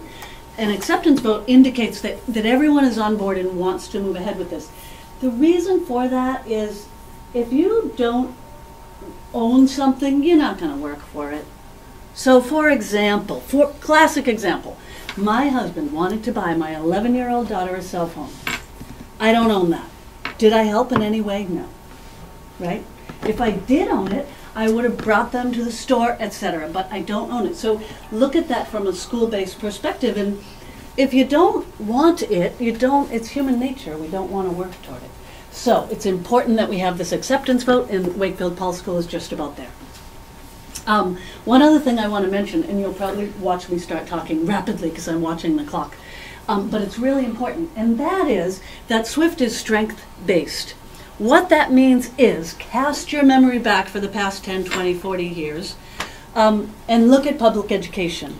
For the most part, public education has just been slammed and berated because we're dealing with our kids, everyone's kids, and no one can ever do a good enough job for your kid. So that, plus the past 10 years of accountability, has just made schools, let's put it this way, feel as if they have a really low self-esteem. So, SWIFT is strength-based because it works. Because when you think about it, in 1950, we had reading, writing, arithmetics, maybe social studies. 1960, we brought in sex education, we brought in health, we brought in home ec, we brought in tech ed because the society shifted. So mothers and fathers weren't at home on the farm teaching people how to use equipment, build things, etc. Mothers weren't at home teaching children how to cook and sew, etc. So these things come into the school. 1970s, income special ed. We realized, you know what, we're not serving everyone in our community and we need to. So all of these things, and I could go on and on, but again, time, all of these things have been piled on to the school. But the school has not had any more money given to it, and it hasn't, hasn't had a huge amount of money to support those things, and it hasn't been given any more time. So when you look at it in that perspective, and you look at also technology, you look at all of the things that school is providing for kids, they're doing an amazing job. So back to strengths-based. Human beings operate really well when they're doing a good job. I know that firsthand. You know that firsthand. When you're doing a good job, you're like motivated. You're going to cross that finish line. You're like, I got this. When someone is constantly telling you that you're not doing a good job and that you're not measuring up and that you need to do better and you need to do it this way, there's no passion. And we tend to just plod along without energy. So, strengths-based. And the other really cool thing about it is, remember the domains and features. Say Wakefield Paul School is doing really well in administrative leadership. If they look at that, look at the data, and see, wow, we're doing really well in administrative leadership, and they want to go after administrative leadership in an action plan, they want to do something to enhance that even more, they can do that. And the reason why is everything is interconnected. So if they enhance administrative leadership, that's automatically going to work towards academic MTSS. It's going to automatically help students do better in the classroom because if you have a really good administrative leadership, that helps teachers feel as if they're involved in the decision making, and they are involved in the decision making, and so they are able to go to the classroom with having made decisions that work for them and their students in the classroom. So if you look at one domain and enhance it, it automatically falls into other domains. And work gets done with more passion and energy and more quickly that way. That makes sense? How'd I do? Pretty good? All right. So strengths-based, it's really important, and it works. Okay, so this is where I'll probably talk a little quickly. Oh, I've been talking quickly already. All right, so you asked about data. We use several tools that are vetted to work. One is the FIT, Fidelity of Integrity tool. That is an outside perspective of how a school is doing in the implementation of these domains and features. Then we have a FIA. The FIT is about a day in school with really well-trained researchers who look at all these different facets of the domains and features and then rate them. And they look at paperwork and they hold interviews, etc. The FIA is an inside perspective of how the school is doing implementing the domains and features. So there are interviews, so the leadership team takes a look at all these different dimensions of the domains and features and rates them in terms of how they think they're doing. So we then have two data points, an outside perspective and an inside perspective on domains and features. So, yes? What do you mean by outside perspective? So outside perspective is, I think for the Paul School I was one of the assessors. The outside perspective, the assessors are trained with about a 3-day course in how to assess the domains and features. A, we need to know what we're talking about, and B, we need to make sure that we're making good decisions about what that rating is for all these different elements. And then we need to take a test that you've got to get at least an 80% on twice. So they sort of vet the researchers to know what they're talking about and how to make a rating so that across the board the ratings will come out similar. So if I came into the Paul School and used the FIT, and someone totally different came into the Paul School and used the FIT, they'll probably be pretty similar in the outcome. Laura, can I add to that? Yes. Think in terms of Spalding High School's competencies. You might have a teacher where you might have a set assessment to know whether or not that student achieved those competencies. That would be the outside assessment that she's talking about. The inside assessment might be that student saying, here's how I think I'm doing on these competencies. When I look at how they're written and what I know that I'm doing, here's my take on it. So the FIA is the student's perspective on it, your perspective on how you're doing. The FIT is the external assessment based on those competencies. But we're not sharing student data with outside? This looks at your program, your structures, looks at site leadership. This is not an assessment that has to do with specific student data or student information. It asks how you use data to make good decisions for kids, but this is not about looking at student data. Does that help? Yep. So this represents the past 2 years of the Paul School on their FIT assessment. So the bottom tier are the domains: administrative leadership, multi-tiered system of support, integrated education, family engagement, inclusive policy. For each domain, there are 2 features. So if you look at administrative leadership, there's site leadership and there's educator support. And those have descriptors within them. But the light green is this year. The dark green is last year. Just take a moment and tell me what you notice. The greens decrease, the dark greens decrease. Right. Yes. Like FIA, so light green increase. The FIA, you're saying that it's administration and staff and also students that do a self-assessment? Actually, not students. Okay. The self-assessment, so first for clarification, this is the FIT, so this is a picture of the outside perspective. I'll show you the FIA in a minute. The FIA is just the leadership team that works with either Michael or I going through a series of indicators and making a judgment call. So this is the outside perspective, and Paul School is growing and developing and changing and doing well. And this is the inside perspective. They did not have a FIA last year, so this was their first FIA in terms of how the leadership team views themselves and how they're doing in implementation of the domains and features. Next year we'll be able to show you how they feel with the contrast from this year to next. Questions?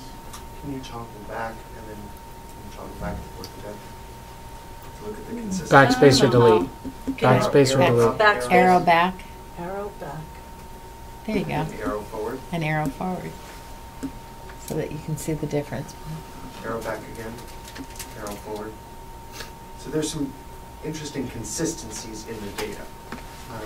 which is usually seen as pretty validating for the school team. Okay, so we have this take on ourselves, you have this take on us as well. Okay, this looks like we're all on track. And then where there are differences, it sparks a good conversation. And so how is it the Swift Center is talking about family partnerships, and how is it the school's talking about family partnerships, and are there ways that we might learn from one another and enhance stuff, as an example.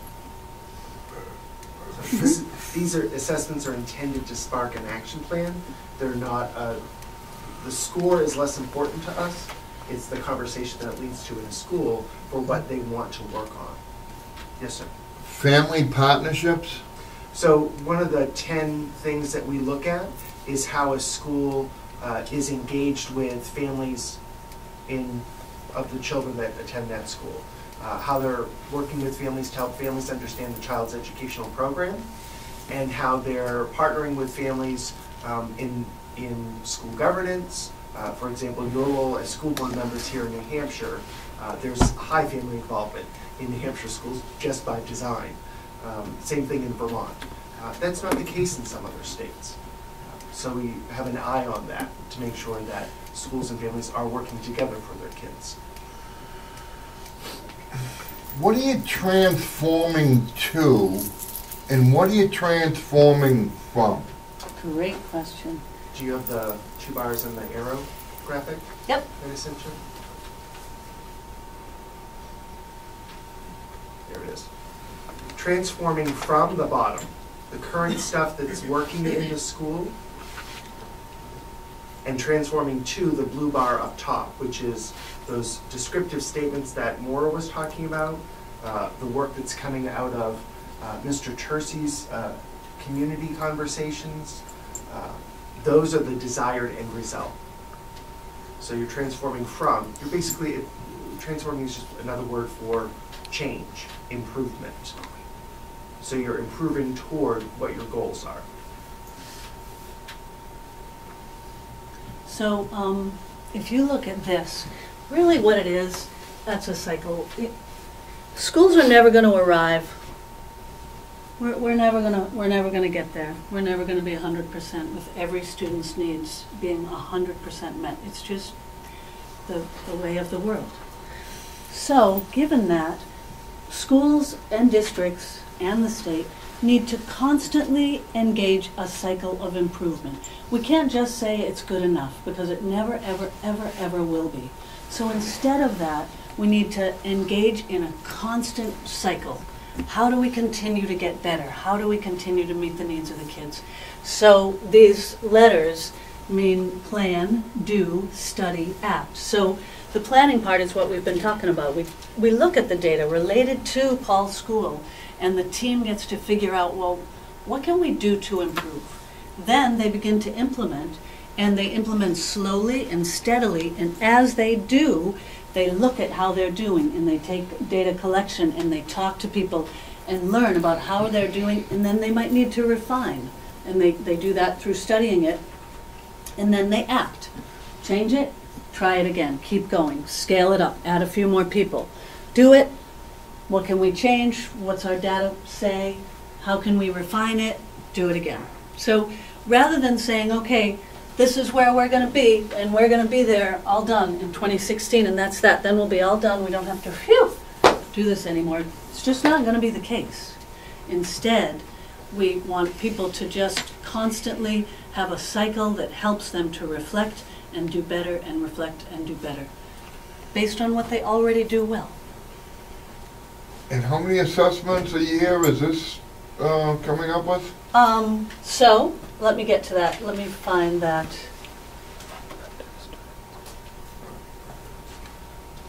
Okay. So, I've talked to you about the FIT outside perspective, the FIA inside perspective. Because of time, is it going to help to go over this level of detail? Or does the FIT and FIA capture the big picture? Yeah. His question was about how many times those assessments are done each year? Well, for Swift, yes. Didn't you say there was? Yeah. So the FIT is done twice a year, and the FIA, the school leadership team, does every 3 months. FIA is every 3 months? Yeah, so the school leadership team is doing a check on their work every 3 months. And the outside evaluation is conducted twice a year, once in the fall, once in the spring.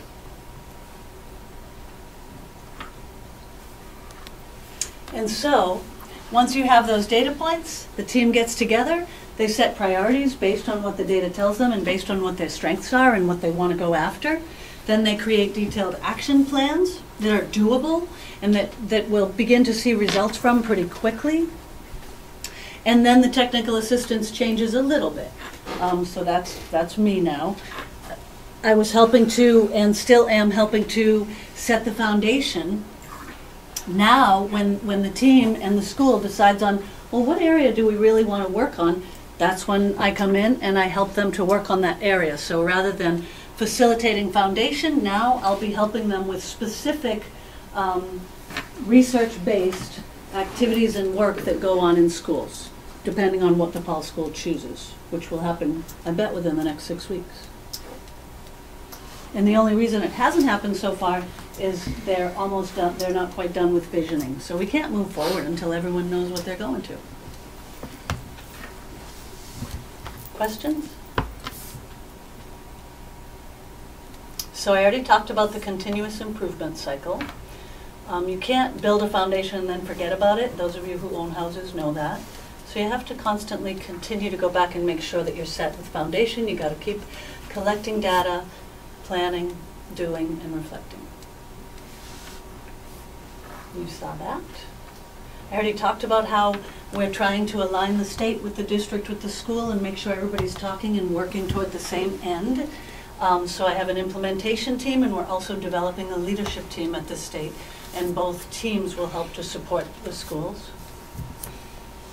Ah, there we go. That's my favorite slide. So ultimately, this is what we're aiming for. Happy, diverse kids whose needs are met. Questions? Yes. You're a national center? Yes. What does a national center mean? I'm going to let Michael take that. It means we work with, right now we work with 5 states, New Hampshire, Vermont, Maryland, Mississippi, and Oregon. 64 schools in total across those 5 states. New Hampshire has 8 of those schools. So because we're working with multiple states, that makes us a national center. And where does your funding come from? U.S. Department of Education. And is this mandated? No, this is a choice center, so we get direct funding from the U.S. Department of Education. Then we put out a call for any states that were interested in partnering with us. New Hampshire was one of those states. There was an information session in April 11th, 2013, where districts were invited to come into a conversation with the state to signal their interest. And then districts and schools were given the option to apply and with the intent to participate with this technical assistance. Children learn at various levels. How does this help the children who get the knowledge more quickly than other students? If we're all going to try to make everyone on the same level, at the same material and everything else, and 3 students get the material after 5 minutes, but the rest of the class, it takes an hour. How is this helping the students that grasp the material quickly? But if we're all going to be on the same level, I see this as failing the children who pick up the material quickly. How is this helping them? That's an excellent question. So the bottom line is not just to meet the needs of students with disabilities, but to meet the needs of all kids. And the way that teachers ultimately will do that is by partnering with other teachers and teaming so that students are seen as individuals rather than a class. and using practices that look at data and figure out how best does this child learn and what does this child need to do next in terms of content, knowledge, or skills or process. And then so a real classic example is station teaching. So when you walk into a classroom, you won't see a single teacher in front and all the students listening to him or her. Instead, you'll come in and you'll see a student over here, a group of students over here, students here with one teacher, maybe a smaller group with another teacher here. And what's going on is each student is doing something a little bit different based on his or her needs. So what specifically the teacher will do will depend on each student. And so in order to do that, we've got to support the teacher in the classroom and enable partnerships with teachers so that two teachers can work in a classroom with a group of students. Not necessarily, but that's beneficial, and maybe you can have larger class sizes. There's all sorts of ways to do it. Reference the needs of the school are first, that each school is different. So that's an example of how you meet the needs of all kids. But wouldn't that restrict those students to be within those specific groups within the classroom? Not necessarily. Do you want to? Sure. Or, I mean, I can carry on. So we don't prescribe to schools exactly how they need to structure it, but we do give a framework that says we want schools to have a way to identify where a student currently is and what the next level of challenge will be for that student. So in some schools that looks like station teaching, so that there's a station for kids who are moving ahead more quickly. There's a station for kids who just need a little bit more time with it. There's a station for kids who are really struggling to get the concepts. So when she says station teaching, that's one way to think about it. But we don't prescribe exactly what that's going to look like. We help schools design what's going to fit for each local school. Does that answer your question? Mm-hmm. Okay. And station teaching is just one of so many examples, and that's wherein lies the expertise of the professional teacher and all of the different methodology and knowledge base that they have about how students learn and how they can best structure learning opportunities for the kids. So this is really kind of driving towards more educators in the classroom. No. If we can, but yeah, go no, for it. Is the short answer there. We don't drive that. So we work with the local school to figure out what framework, what staffing arrangement will work for them, but we don't drive saying to people, you need more teachers in the classroom. That's but I mean, if you have different stations, if you have 6 stations in a class, you might be more apt that you're going to need more than one teacher in that class. We're going to let your local leaders speak to that. So more earlier tonight I was explaining that our next retreat with special educators is going to be a focus on consultation, collaboration, and we have had a conversation around having to have conversations about kids. So maybe you can talk a little bit about that, because that's to me what I see that you've already helped us with, is to really get teachers talking to each other about what kids need and who can do what for each kid in that classroom. So special ed and regular ed are working together to do that, and pairs and all of the staff. So I don't know if you can talk a little more about that. Yeah, I can give a really specific example. So here in the Paul School, I've come in and worked with the special educator team 2 mornings so far, and I'm coming in again shortly. And we worked with, within the current structure, how can the special educator teacher have a really clear conversation with the general ed teacher and plan together what any specific student might need in a lesson.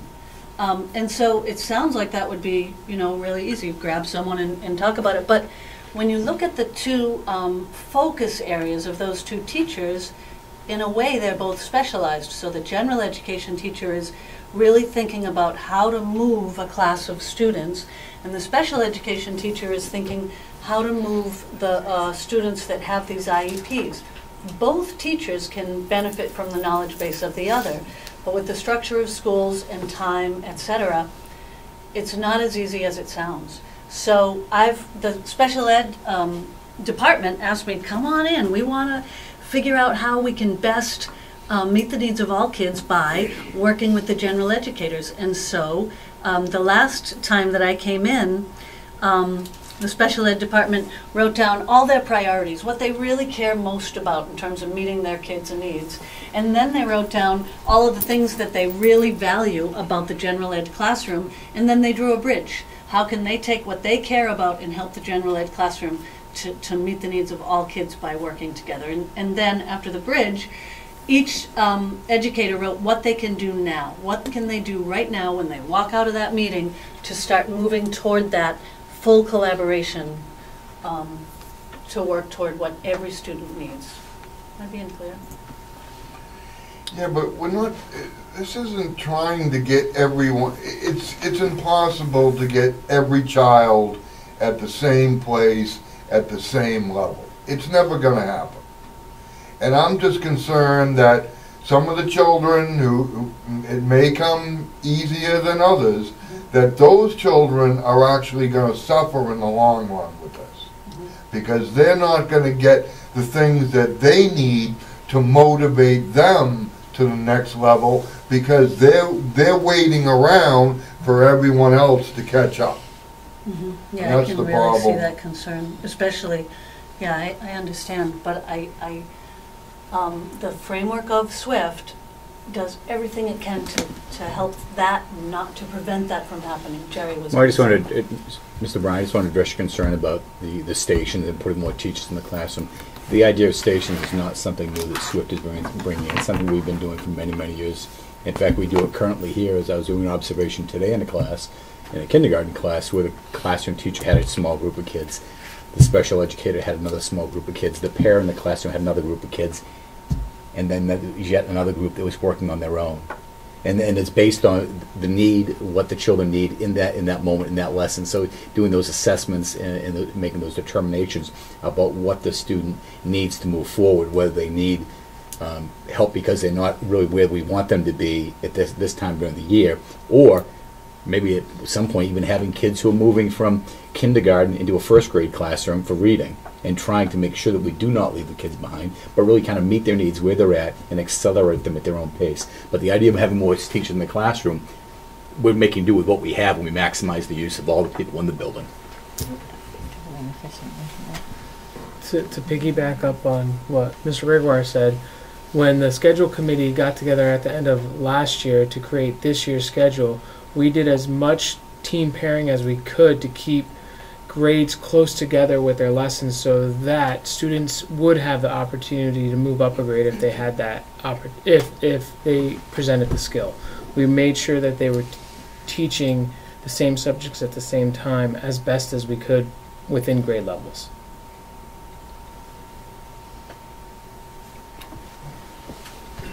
Go ahead. I think we got away from the competency-based grading, but does competency-based grading give kids stigmas or ideas that they're proficient with distinction and their classmates may be proficient or non-proficient?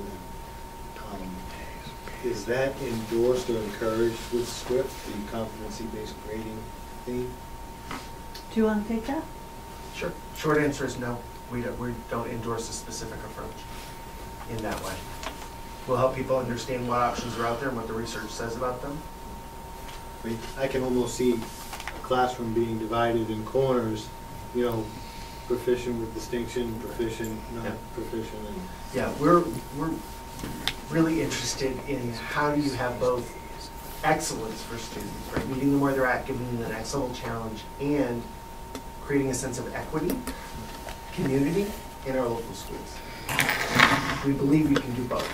You don't have to choose. It's not an either-or conversation. And I would add to that, because it is true that every individual has something of value and to offer. I taught for 10 years in middle and high school, and I had a Down syndrome kid, and he brought that class to huge new levels of thinking about the literature that we were reading and about ways to collaborate and ways to present ideas. So that's an example of, it's not hierarchical, it's finding the value in every student in helping all of them to work together based on those intrinsic qualities. Any other final questions? I'm taking a lot of your time and I'm concerned about that. Great, thank you very much for your attention and for your questions and discussion. Thank you very much. Thank you. Mr. Brown, I just want to clarify one thing. So you had asked about assessment. I want you to make sure that is of staff, not of students. Oh, okay. Yeah. I thought I know you don't like this, so I wanted you to make sure that you knew that was of staff, not of students. That's what I was thinking of students. No, it's staff only. I wanted to make sure you knew that before. I thought so, and that's what I wanted to make sure you knew that. They ask us the questions, not the students. No assessment.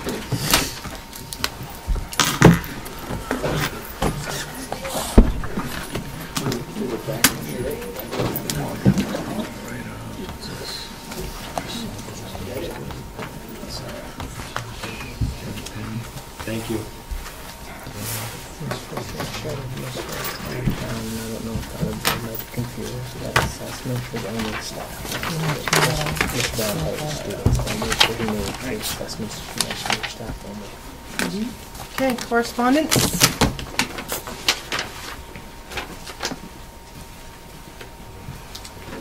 This isn't what you told me it was. Have I been expelled again? Yeah, you're out. Time out. Yeah, all right. Yeah, we're gonna pass on correspondence. Public comment. Priscilla. Okay, I got a question. Are you telling me that $273,000 now appears in your operating budget? Mr. Teresa, do you want to address that? I'll have that conversation with Mr. O'Connor tomorrow. Okay. It's on the MS 27. What do you say? He's gonna have a conversation with Mr. O'Connor tomorrow. Okay. Does the wording of the SAU warrant article have to be the same in both districts? Yes. Yes. So these aren't going to be the same in both districts, right? Yeah. Yes. The wording in the articles is exactly the same. The wording in the notes is different. Okay. I'm concerned about your motion and decision to send the bill from Barbara to the Budget Committee Chair. It's not the Budget Committee's fault because this wasn't done correctly. And when when the Budget Committee Chair receives correspondence from the attorney, he has every right to reply to her. And she chose to reply to him. Mr. Teresa, we need to find out what the procedure is on that. I mean, to alienate the Budget Committee, is that really a good idea?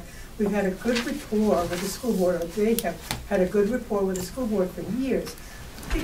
Alienating just doesn't make sense to me. It's not the same budget committee it was 2 years ago. But we should be working together. Absolutely. I agree with that. If you agreed with that, why would you be sending a bill without finding out first if it's appropriate? In my opinion, it is appropriate. And you're legal? I got no legal expertise at all. Mr. Teresa, can we clarify that? How does that work? Has it ever been done before? We really need to find out, maybe there is something there. I don't know, but I don't, for obvious reasons. I think if we took a vote. I understand that. Well, first, we need to see if Barbara Lohman is actually going to send them a bill, and then, So you're saying? Are they gonna send us a bill? I mean, that's my question. Probably. I would, Just seems prudent to check that out before you just go off and start sending bills to the chair of the budget committee. I mean, wouldn't you want to iron this out first? there was numerous attempts at the hearings to explain the whole process and the RSA.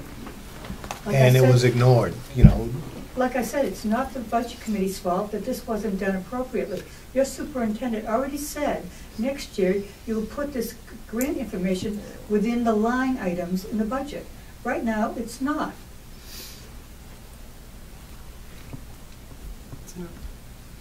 That's enough. Thank you. I would raise my hand. Done.